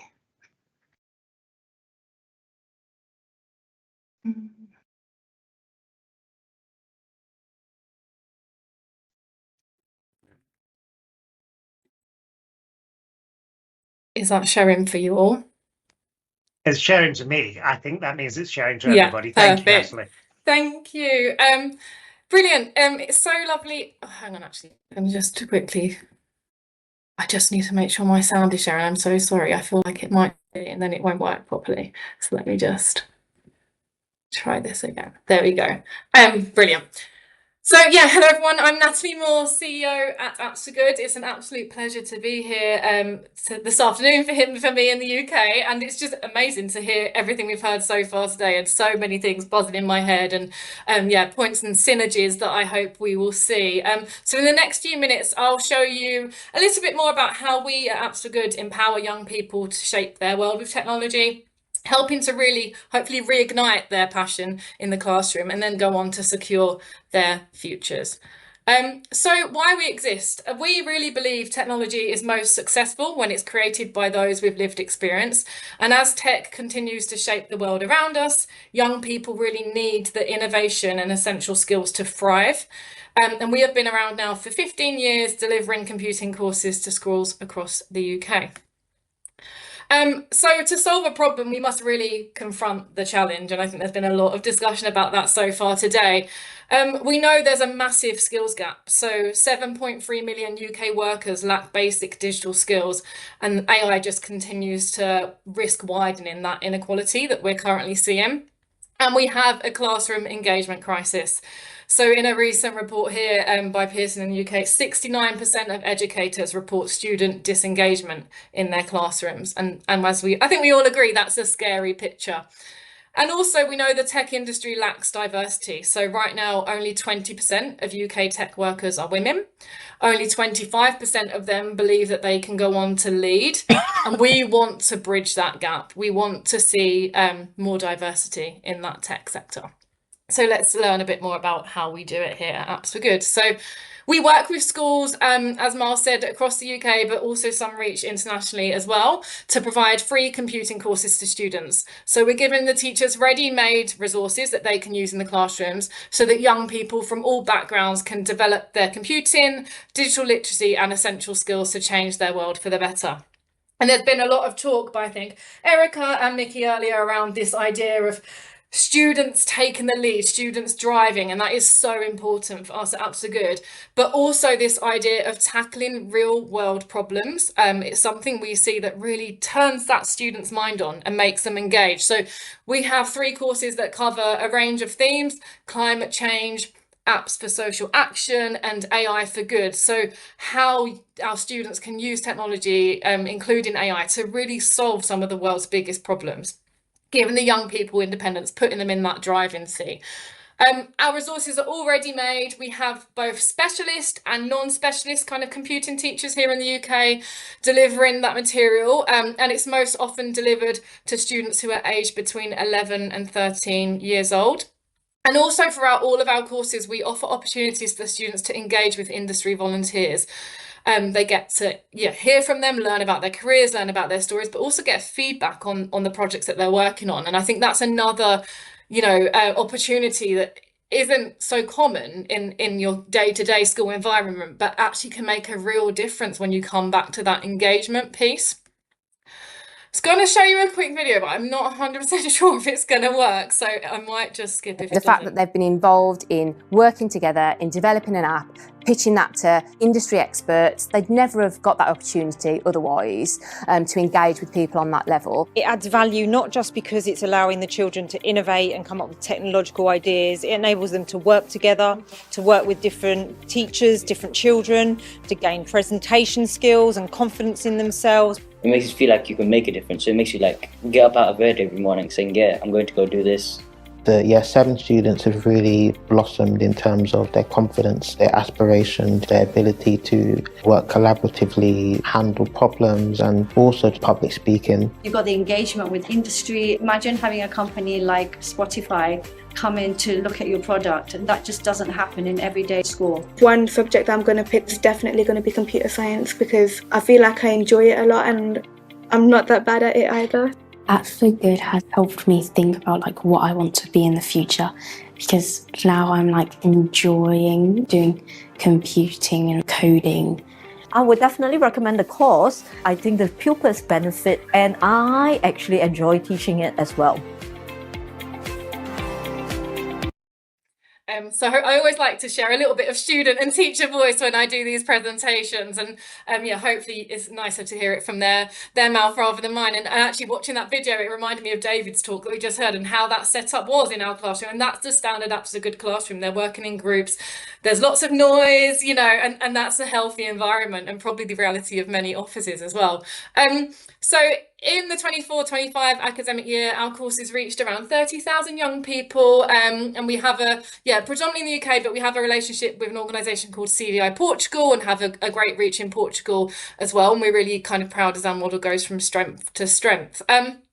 I've talked a lot about essential skills, and it is one of the key parts of our courses, and these ideas that students are working in a team, leading their own learning, sharing their ideas with industry. They have an opportunity to pitch in a national competition. And this is mapped to a framework called the Skills Builder Universal Framework, which is very well known in the UK, but they are now doing more to kind of reach internationally. And I would really suggest having a look at that if you're thinking about engagement and disengagement and how we can fix that, because these skills are so vital to that journey. And yeah, I'm more than happy to chat about that if anyone has any questions after. And we also do some work to look at students' digital skills, of course. So it's about gaining confidence in computing as well, and being able to apply that learning to a real world problem, giving it a purpose. So we're not just, I say this all the time, we're not coding for coding's sake, you know, but we're programming an aspect and prototyping something that young people really care about. And it is really hard to ignore the pace of change in the workplace and what that means for our young people. We're seeing leading global employers struggle to predict what their workforce will look like in 5 years. So how on earth can we ask a 12-year-old what they want to be when they grow up? We just don't know. But in this rapidly changing world, we do really need to make sure that every young person has visibility of what a career in tech might look like for them, regardless of their background. We need to make sure everyone has access to that industry, and that's where our industry engagement comes in. And it's really about young people, as I said, pitching their ideas to people who work at Spotify, at Google, getting feedback, understanding that actually, oh, someone like me does work in this organisation, I could do that one day as well. And we really try to provide that kind of bridge between education and industry. And we get really positive feedback from industry on this as well. I often hear, you know, people who have worked at Google for many years turn around and say, I did a session with a student team from, I don't know, so-and-so school, and it was so inspirational and made me think differently. So it is a two-way learning stream, but that engagement that comes through is obviously vital. And we do know disengagement is a major challenge, particularly in secondary education in the UK. Over 1 in 4 pupils disengage within their first year. It's much more likely to be girls or less advantaged pupils that are impacted. So we do need to really work on this issue. Learning independently about something they care about does help young people grow up to be effective problem solvers, decision makers, but it also supports that equity and inclusion. You know, we need all young people to be creators of the technology that we live and breathe and use day in, day out. So yeah, it was said many times, but I will really harp on about it, that student-led approach in the classroom, giving the students some power to tackle a problem that means something to them, it means something to their community, and connecting it to their real world is much more likely to get them to engage and want to push on further with it. So I think hopefully you've seen, I'm flying through these, but the data is quite clear. We've been doing this now for 15 years, and we feel really passionate that our courses are empowering young people to apply new skills in a way that really reflects their values and give them then the confidence, I guess, to have that voice and go on to make a difference and hopefully be our future change makers. So yes, we've been just about or currently celebrating our 15th birthday. And of course, a lot has changed since we were founded, but also sadly a lot hasn't. So our courses have evolved with global developments, you know, climate change, AI, our model has evolved as we've scaled, but the vision really remains constant. We need to see a world where every young person has the skills to shape their future. Whether that future is unknown right now, that's fine. We still need them to be ready for whatever comes their way. So just before I finish, I wanted to share this story. Miles, I'm sorry, you might have heard about David in years gone by, but as part of our 15th anniversary, we've been catching up with some of our students who took part in an Apps a Good course many years ago. And I think this is a real measure of success, is the lasting impact. So I'll introduce you here to David. He did an Apps a Good course with us when he was just 12 years old. He won an Apps a Good award. and he is now working for Nike in their marketing department. And he kind of really spoke about how apps for good were an important part of his puzzle. And in his own words, he said, I wouldn't have had the perspective or the openness to understand that with an idea, you can create something and you can get somewhere. And he'll be forever grateful because it really did change his life. So I think this is what can happen when you empower young people. And we should really look at how empowerment can turn to engagement, really. So that's it from me. Sorry I flew through, but I know we are tight on time. But if you do have any questions afterwards, if you want to deliver apps for good in your schools, if you want to volunteer with us, support us in a different way, do get in touch. Natalie, it's so lovely to catch up with this story from you, and congratulations on the 15th anniversary. It's made so much difference to so many young people's lives, young people's futures over the years. I'm really struck by how agency and autonomy are baked in to what Apps for Good does, reinforcing that message of these things being key to engagement that we've heard from many people this afternoon. So this UK based, I know you have been operating in schools outside of the UK. Many of our listeners this afternoon are from abroad. Can they run Apps for Good themselves? What is this open to the world now? Yeah, so our model is completely open source, so anyone from around the world can sign up and download and use the resources in your classroom. We're based in the UK, so a lot of our support, is focused on the schools in the UK, but absolutely we have schools from all around the world, using the content. So please do. I would highly recommend it to everybody watching. Right, excuse me. I move on now to Carlo Mazzone, Global Teacher Prize Ambassador, computer science teacher, founder of Sanio Valley, catalyst for creating social, cultural and economic development in the Sanio region and the inland areas of Campania, digital technology at the heart of their revival as a tool to attract new enterprises and foster the growth of existing ones. He inspires innovation and community impact. And the talk this afternoon is about rebooting engagement in an age of AI, which I'm sure is something many of us are interested in. Over to Carlo.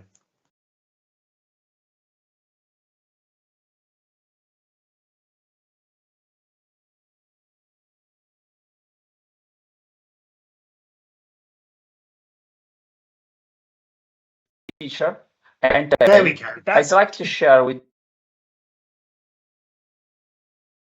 you a path to keep our students engaged and curious, even now, in the age of artificial intelligence. We will start from a model I call Vivariumware, and we will arrive at a renewed form of digital evangelism that keeps the human spark at the center of technology. I teach computer science at IT Giambattista Bosco Lucarelli in Benevento, Italy. Over the years, I have tried to combine technology, education, and entrepreneurship to give my students real opportunities. I have been a Global Teacher Prize Top 10 finalist, and I now serve as an ambassador for the Varchi Foundation. I founded the Sanio Valley APS to connect our internal areas in Italy with innovation and to show that you can start local and scale global. Through junior achievement, I mentor students who build real projects and sometimes even startups. I like to define myself as a digital evangelist in the sense technology must amplify people, not replace them. Artificial intelligence is reshaping not only how we learn, but what we believe learning is. Algorithms simulate creativity, machines compose music, and students can ask ChatGPT for answers faster than they can ask themselves the right questions. As teachers, we must stop and ask, are we still humans in this process?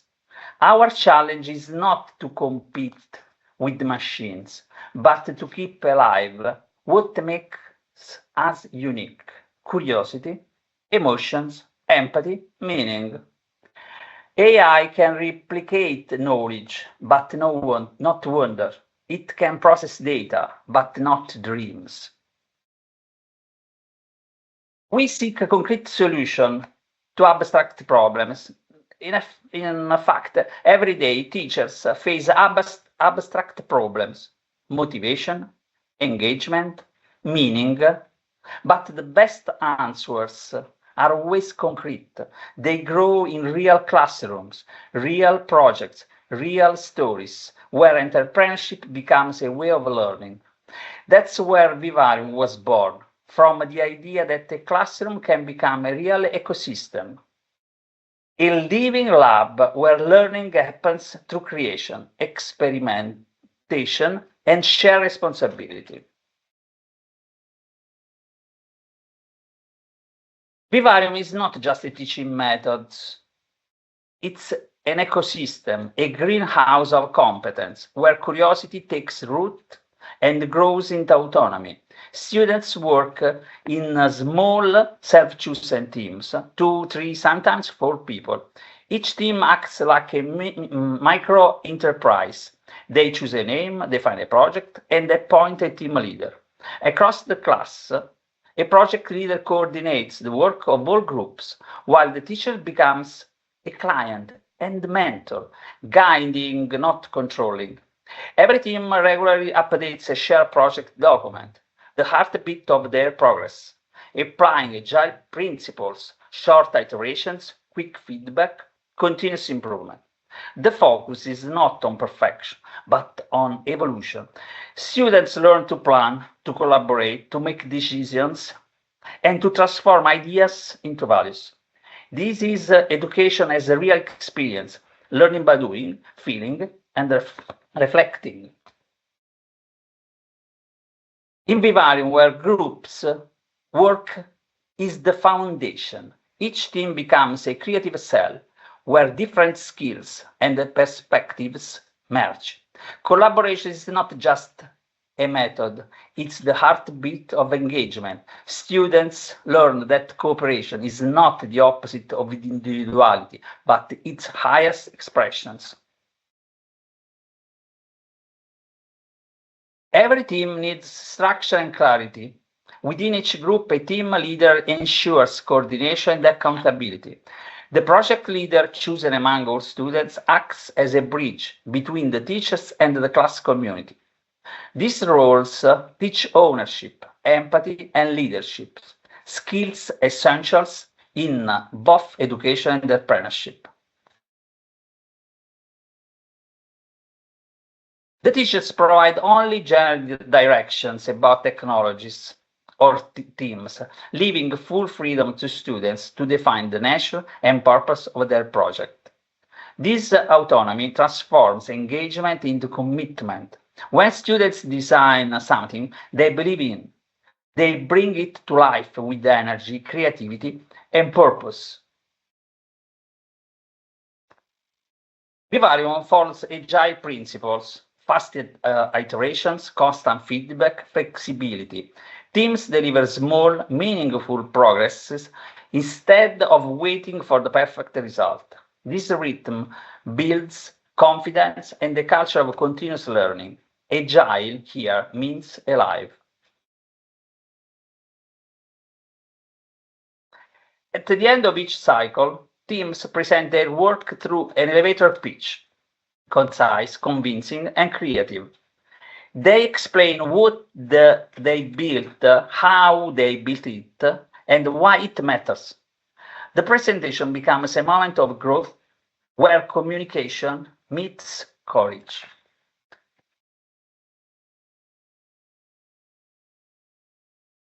Finally, the class votes online to select the best project. The teacher does not vote, only observes.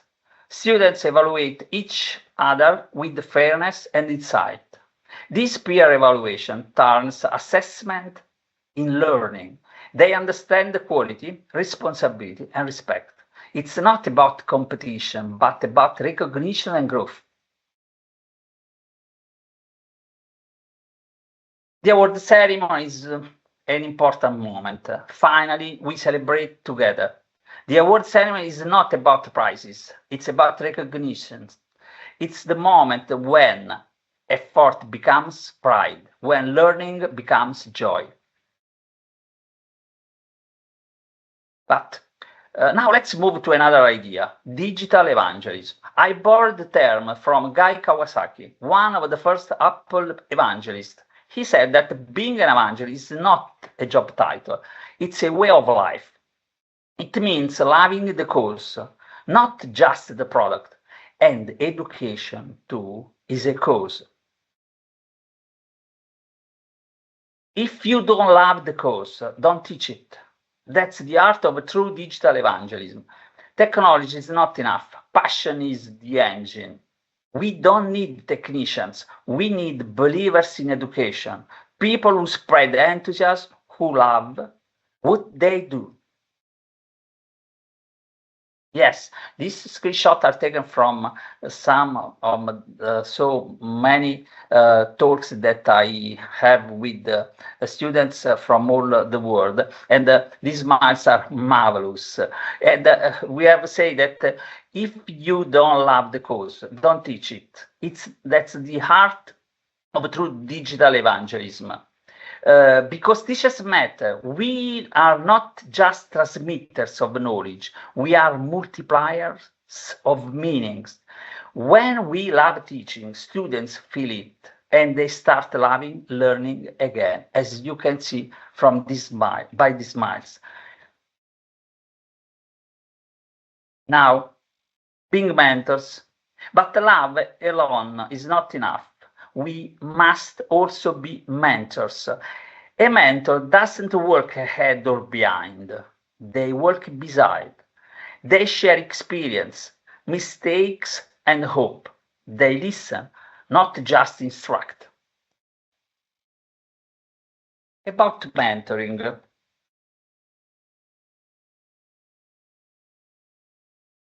Mentoring means being available, not perfect. It means showing that path without taking the steps for others. It's the art of letting students find their own strength, while knowing you're there if they fall. Coaching teaches skills, mentoring shapes souls. Coaching is about goals, mentoring is about growth. Both are useful, but mentoring leaves roots. For our students, we need the vision beyond, yes. And for our students, we need to show them that knowledge is not born in isolation.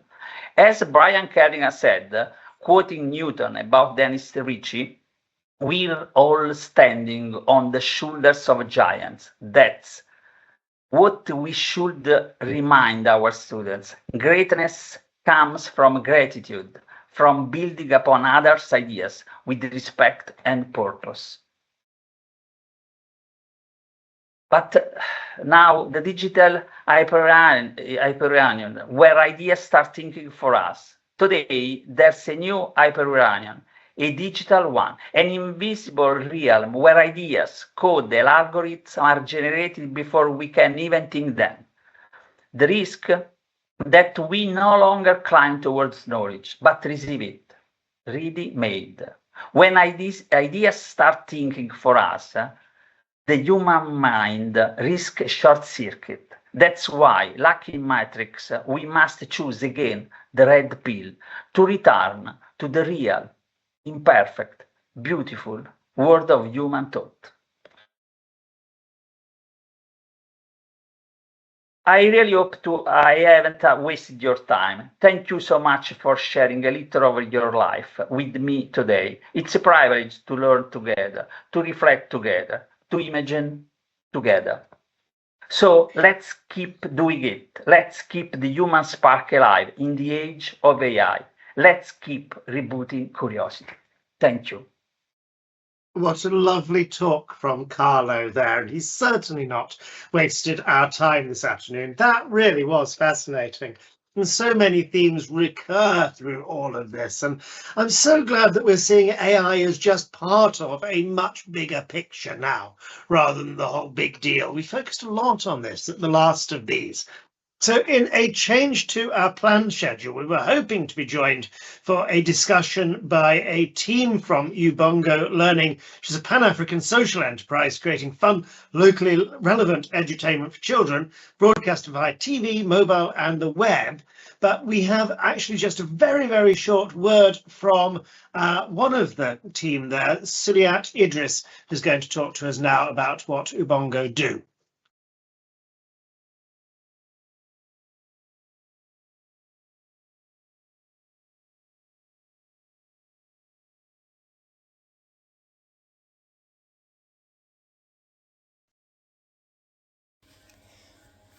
Hello, I'm Suliat Idris, Education Outreach Manager at Ubongo.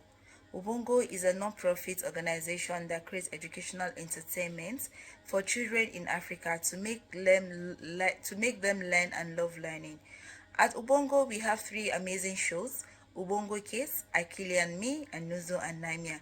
These shows provide supplementary learning resources for children aged 3 to 14 years, and this cuts across early years, lower primary and upper primary classes.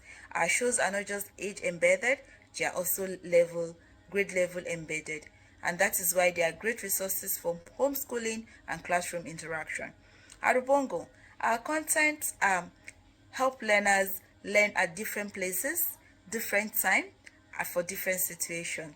And that is why our content cover different themes in literacy, numeracy, science, technology, engineering, and social emotional skills, among other life skills. We take pride in building children for school readiness and life readiness, and that is why our shows cover different themes and topics while promoting relatability using African characters so that these learners do not just learn, but they feel and see representation. Our shows are supplementary learning resources that help kids learn at different places at their own pace, as they have the opportunity to play, pause, and seek where they need to repeat to get better glimpse of what content they are watching. Our contents are made available on different platforms that include YouTube, websites, and even applications in Play and Google stores, in Apple and Google stores. Our shows provide numerous opportunities for children to learn different themes and topics that they might have been taught in class, or those that can even prepare their minds for their next lesson. And that is why our shows are made available via broadcast in TV stations in some cases, where we empower, where we form partnerships that enable access through free to air and even terrestrial television channels. Wondering what is special about our shows? Our shows provide kids the opportunity to learn at their own pace, enjoy entertainment while learning, and also give them flexible learning opportunities, because that is what makes learning fun. We translate key educational objectives into amazing and engaging storytelling that make learners engaging and that keep their learning pace fun. One key example of how Ubongo content has helped learners learn and remember learning experience has mostly been showcased by our outreach activity, where we conduct user tests and watch sessions with children. For instance, we were in a community in western part of Nigeria some weeks back, where we met children that have never encountered our shows watch an episode of our Nuzo and Namia. And immediately after that content, children were able to relate to us how they learn about persevering even when you try something and you couldn't get it right the first time. Other kids displayed the fact that they were able to learn the power of using existing knowledge to predict situations that could happen next. just like the kids watch in the show where our characters Nuzo and Namia were playing a prediction game with their mother, and the mother kept winning and the kids felt discouraged. But after a while, they went into their grandmother's room to read an amazing story and discovered that the power of prediction is not just magic, but that you need to use previous knowledge to be able to tell what the next action is possible of being. And aside that, we also get testimonials from parents, caregivers, educators on the kind of traits, skills, and understanding that children display after watching our content, either at home and in other places. We've also have instances where we interact with children not firsthand about whether they've watched our shows, and children that are able to mention that they've watched our show and remember names of characters like Akili, Happy Ipo, Kibena, Nuzo, or Namia are able to give instances of the attributes or characters or skills that are being displayed by these characters in certain shows that they have watched. So, aside the fact that our content are just educational, every child's ability to remember characters links them to a certain activity that the character has also performed, which means learning is taking place. Our work is simple. Our content is meant to help learners get exposed to new concepts across different themes that we cover, and also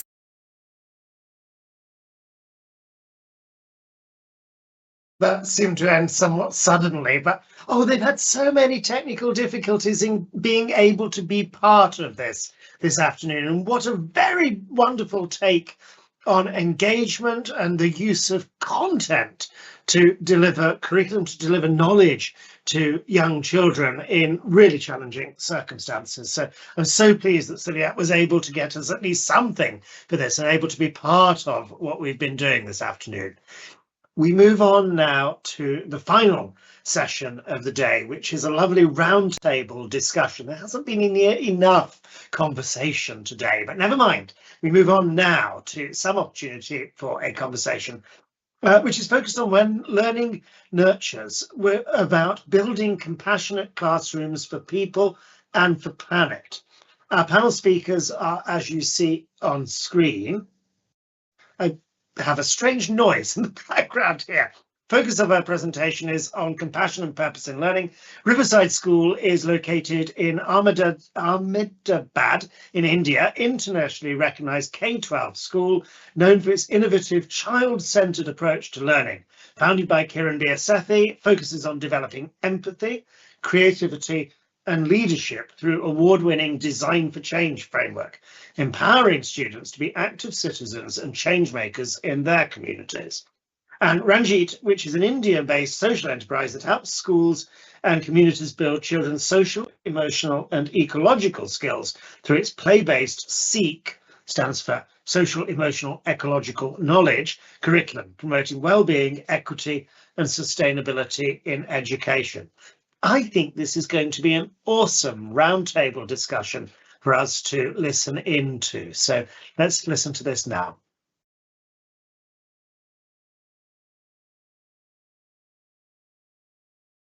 And very thankful to Bridging the Disconnect and Sophia for having us all here today. And I'm Deepa. I am from Riverside School. I'm the school leader. I've been with the Riverside for almost now 20 years. Started with not being in education and landing up in education and getting addicted for life. So that's been my journey. The reason why Riverside came into being is because of Kiran Sethi, who's the founder. In fact, her search for a good school for her son actually started this entire journey. And her son was in a school, and she went there and realized that the teacher didn't even know her son's name.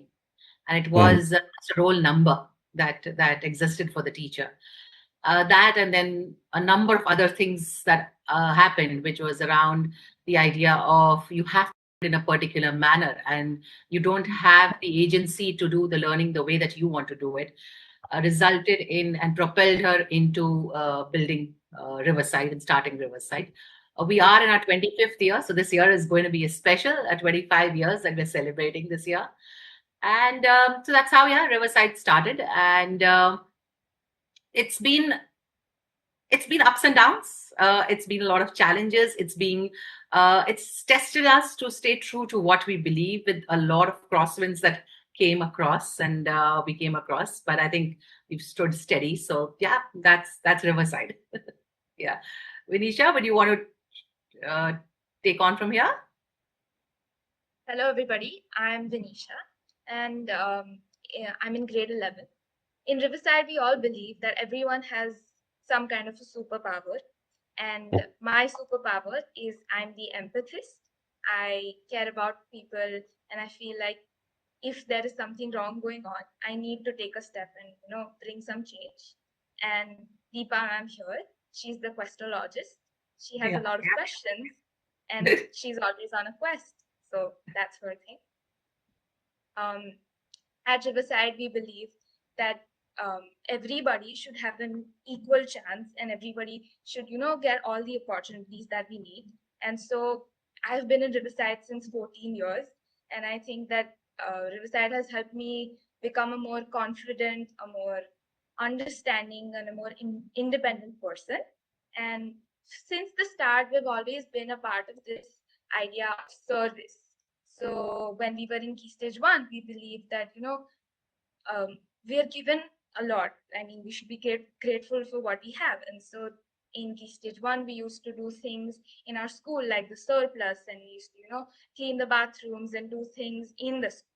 Then as we grew up, we started partnering with NGOs, and we started experiencing things related to hunger, child rights, and more like that. And now that we're finally growing up, we've started going outside the school and, trying to make a change with ourselves. We're actually going out and doing things that make a difference. And I think that has helped me a lot. And it has made me realize that, there's a lot in the world, and there is a lot we can do because we're privileged and not everybody has the chance to do something. So it matters a lot. Yeah. So Riverside. Yeah, thank you, Deepa and Vinisha. Deepa, actually, I identified with your story. I was very much that kid in school, hated school, probably the worst years of my life, not because I didn't go to a good school. It just didn't cater to kids like me who didn't excel in academics.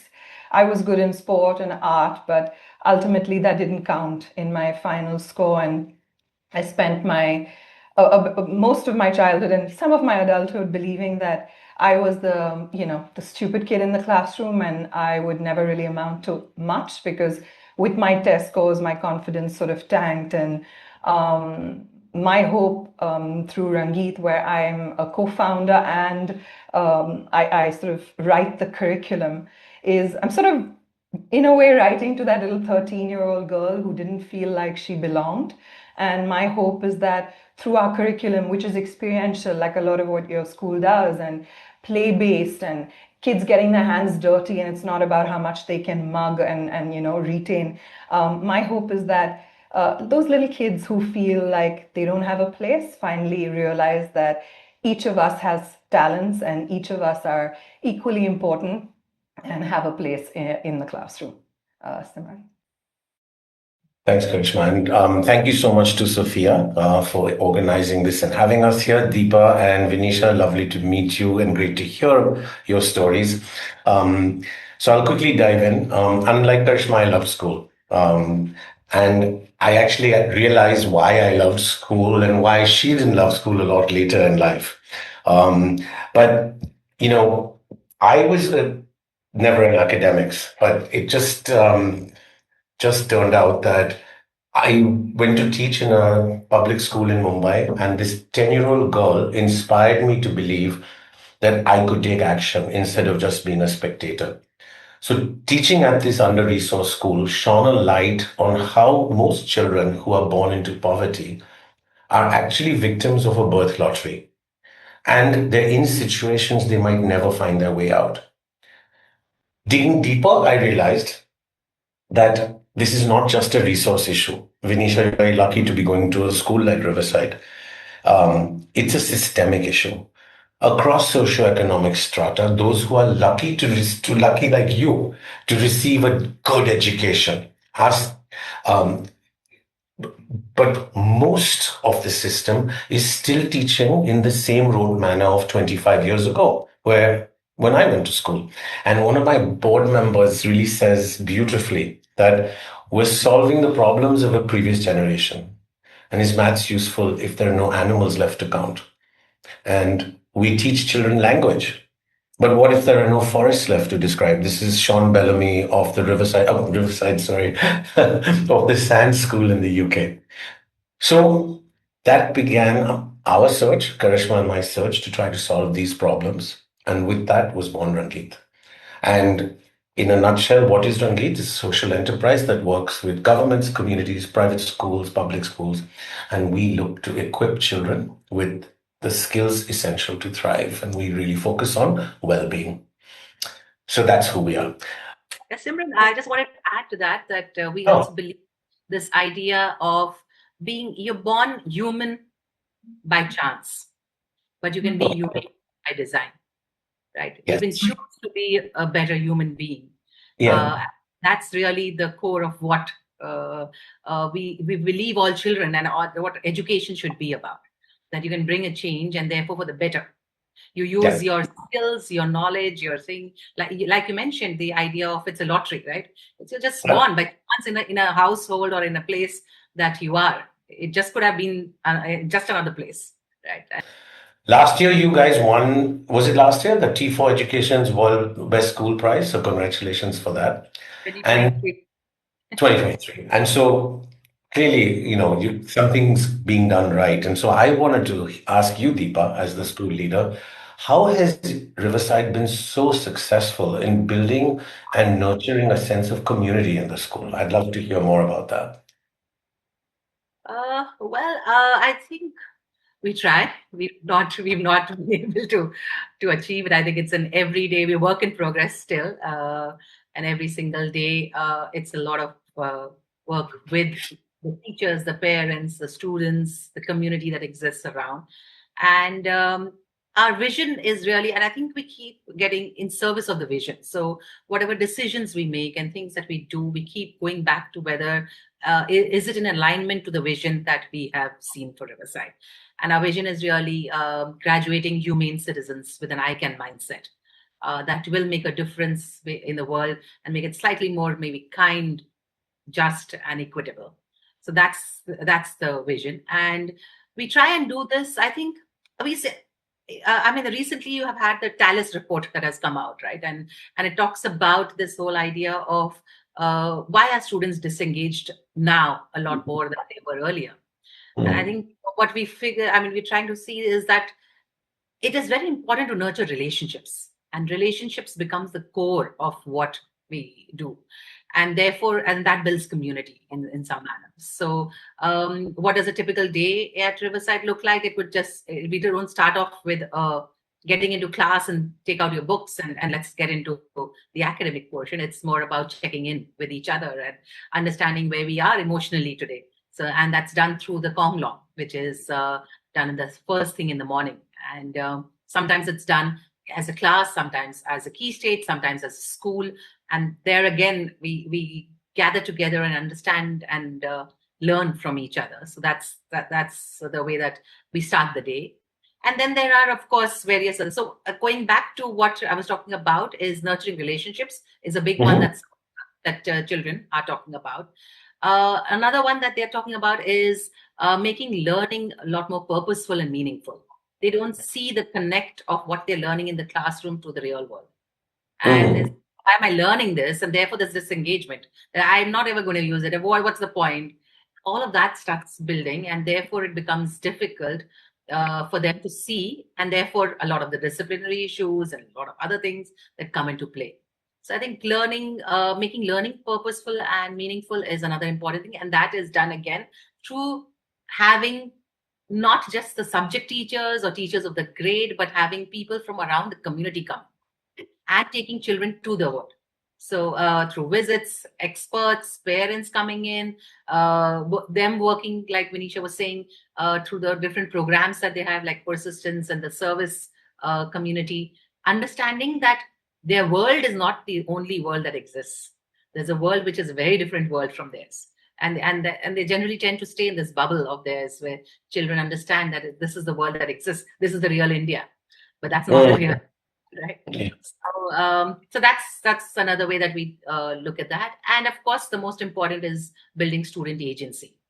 And idea that a lot of the work we do along with the children. So we get them in to be the co-create with us, whatever they feel. So we don't design for them, we design with them. And that becomes a very important thing where they tell us, okay, this is not working for us, or we would like this in this particular manner, or this is how it works.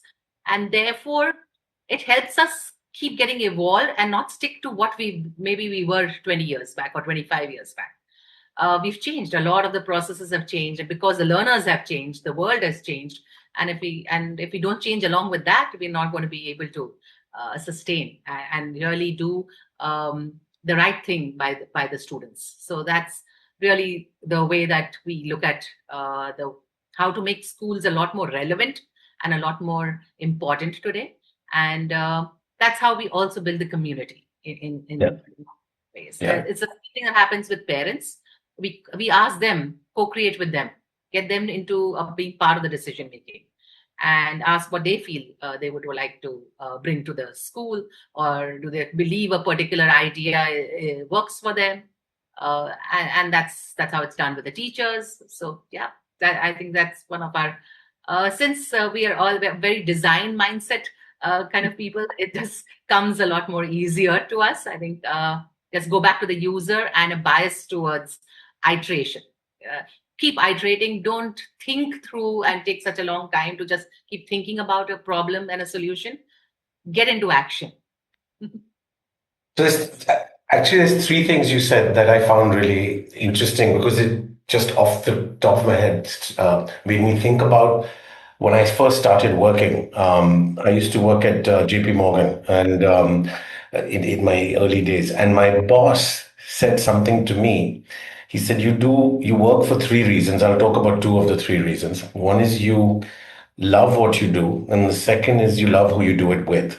From what I can hear is you're trying to shine a light on the relevance of learning and what you learn. So you're not just learning, but you're co-creating with the children, you're working together, and it becomes the thing, the love what you do.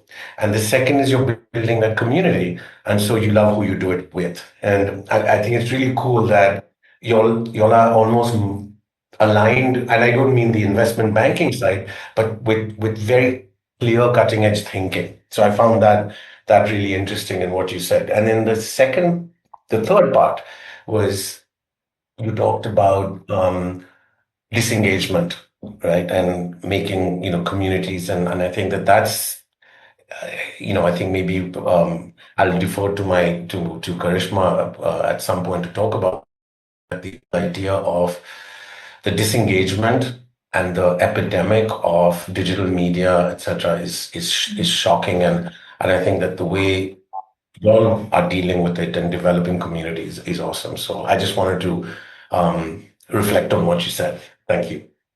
May I ask Venetia a question? So Venetia, you mentioned being a little nervous.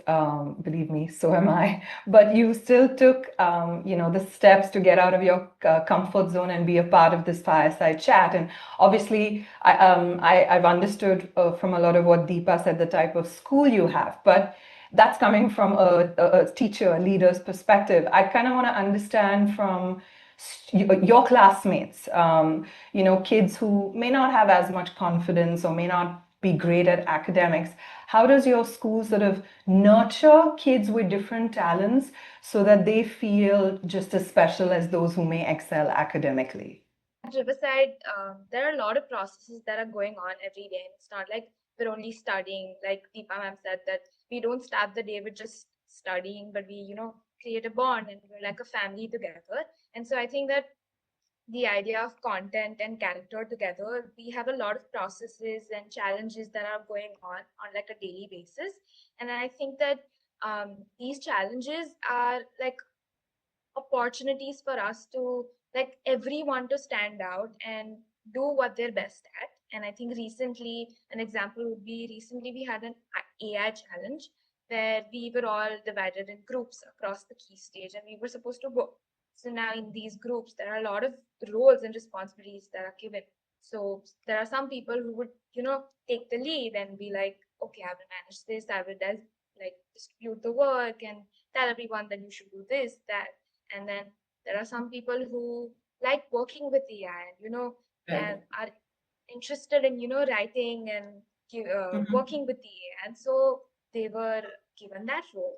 And then a lot of people come up and, they tell us that, tell the leaders, the managers that, we want to do this. And that is how we all come together as a group and work, but we're also working at what we like, what we're good at.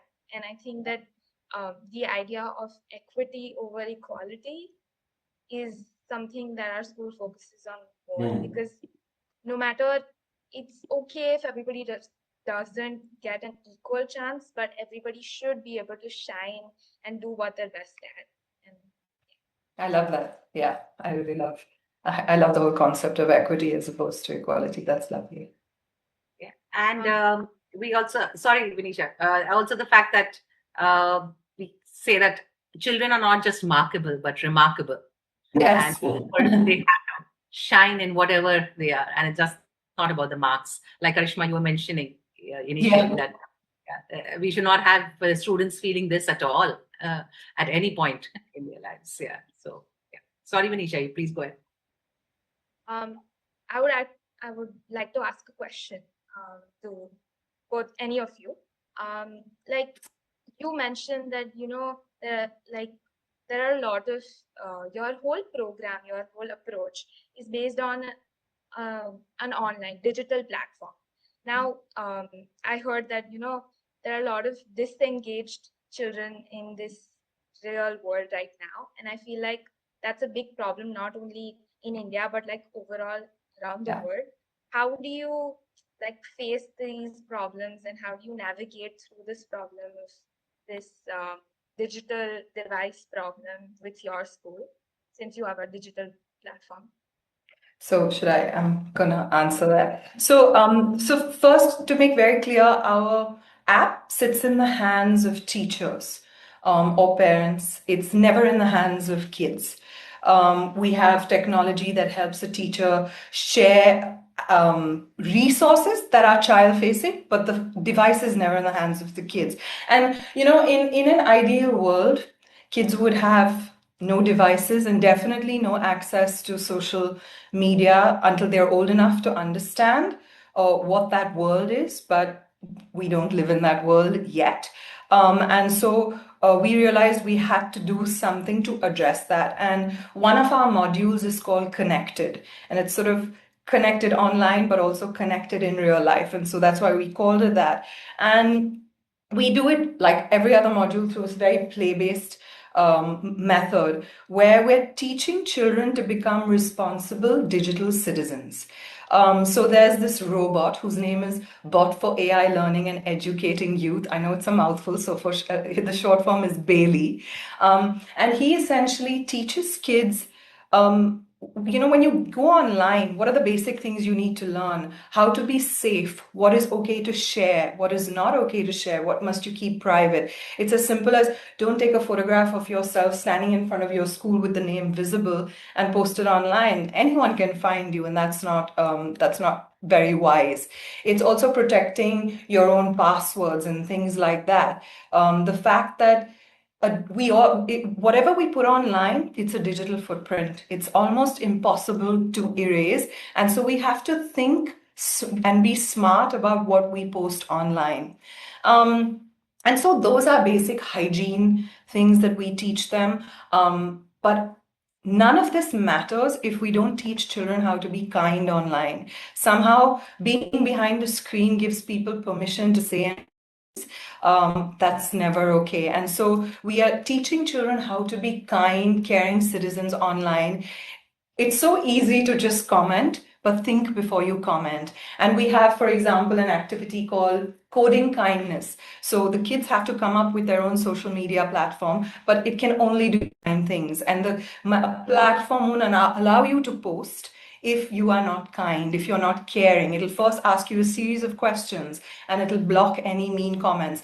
And of course, this is ideal, but it's to teach children the importance of being kind, caring online. It's also teaching them in the world of AI, like you said, Vinisha, there's so much fake stuff going around and it's almost impossible to tell what is and is not real.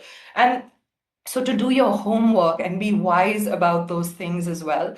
And of course, all of this is sort of enveloped in mental health and the balance between screen and off screen time. And we do it through this story called The Boy Who Looked Up, which follows this species of people called Phono sapiens. And, you know, us Homo sapiens were the predecessors, and they're all hunched over, overweight, muscular thumbs, because that's the only thing they're really using. And through a series of events, our protagonist is forced to look up from his screen, and he's almost introduced to this world that he'd forgotten and learning how to reconnect.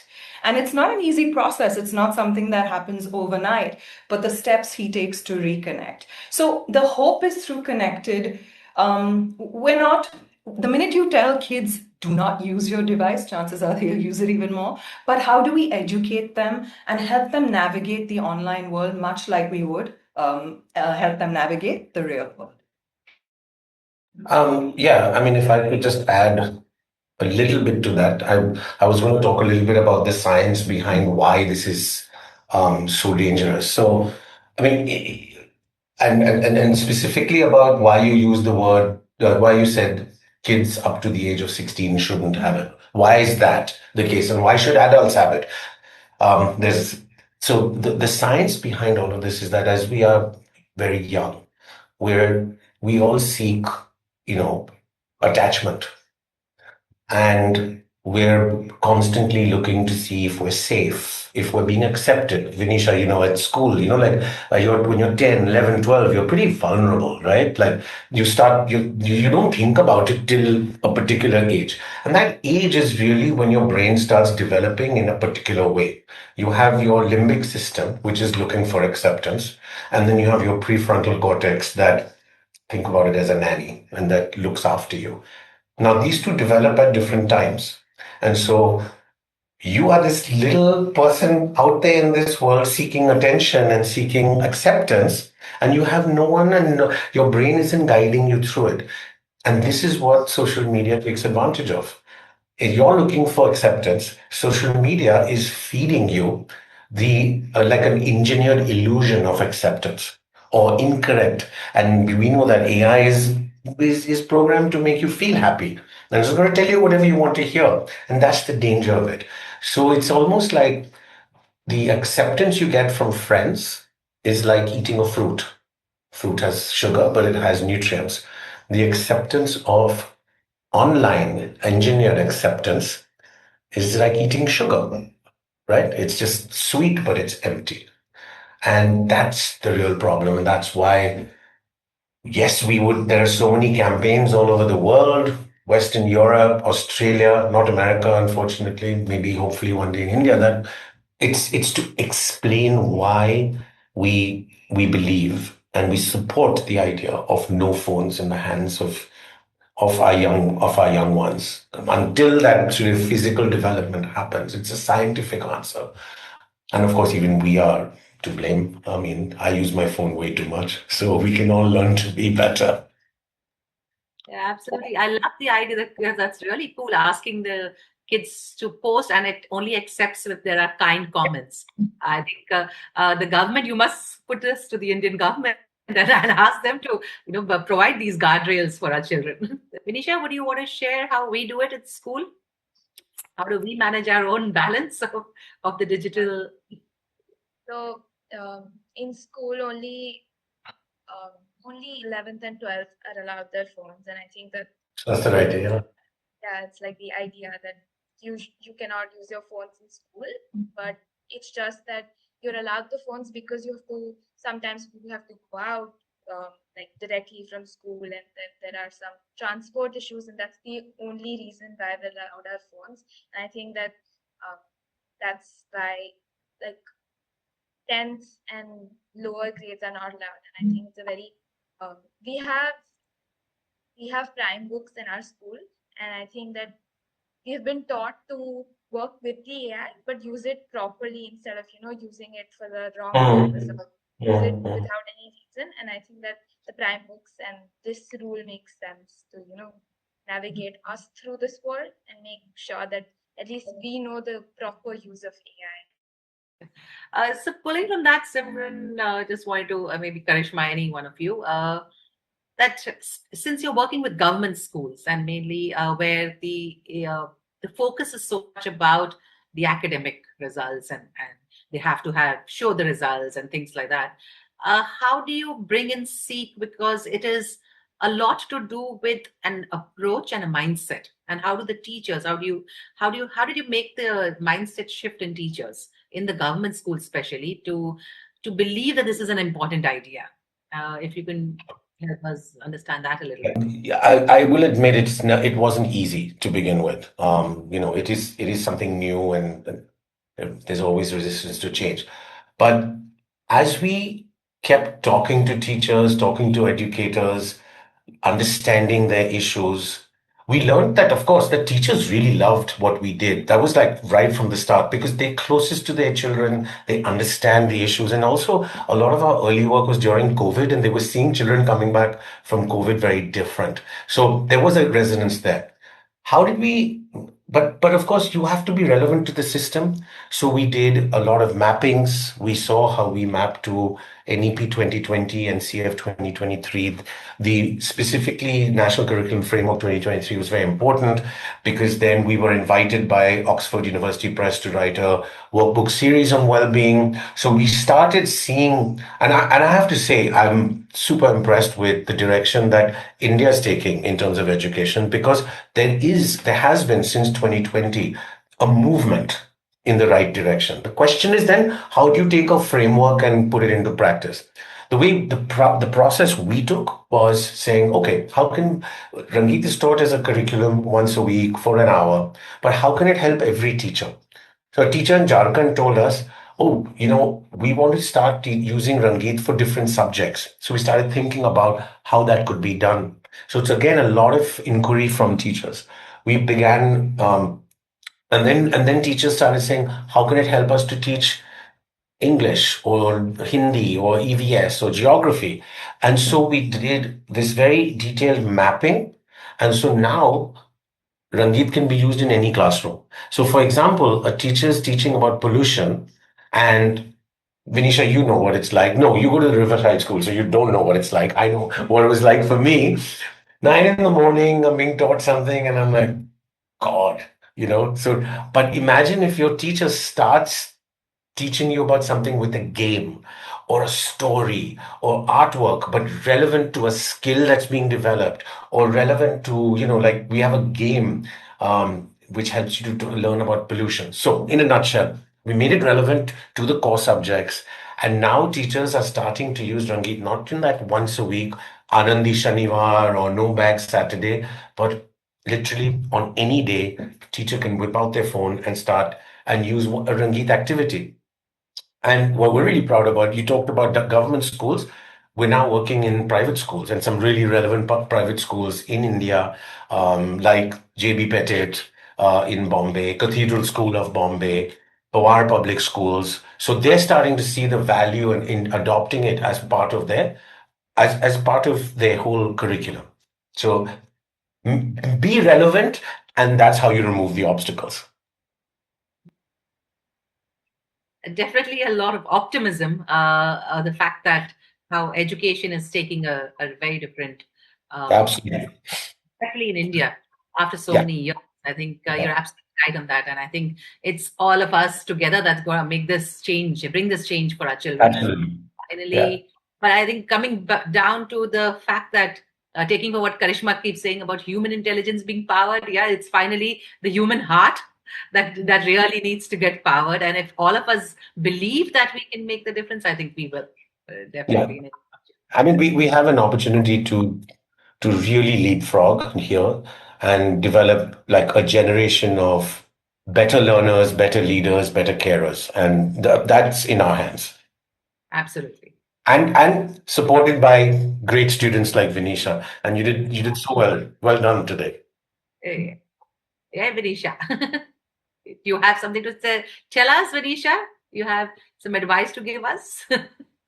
How can we help? No, so I think that this whole initiative that you're running is very, I mean, I wouldn't know, but I feel like since I've gone to school and I particularly work there and try and teach people, I think that this would be very helpful for people there as well. And I think that the initiative that you're thinking about takes a lot of thinking and a lot of back and forth. And I think that the efforts you're making would make a real difference in the world. That's a really nice thing I would like to follow on and like. Thank you. I love meeting both of you. Thank you, Vinisha. Thank you. This was wonderful. Yeah. Bye-bye. Bye. Bye.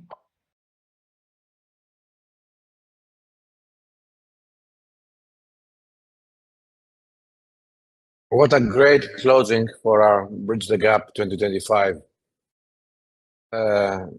Especially when you hear students talk, it's always so interesting and so empowering. I would really like to thank our 20 speakers from 4 continents and also the hundreds of attendees from 5 continents for their presence tonight. And I will use something for the discussion we had from our friends from India. That's really powerful, that it's time to go to action. And I hope that Sophia today gave a lot of good ideas, a lot of good practices in order for all of us to go back to our classrooms and do action and try to help our students engage better in their school life, in their learning journey. Thank you, everybody.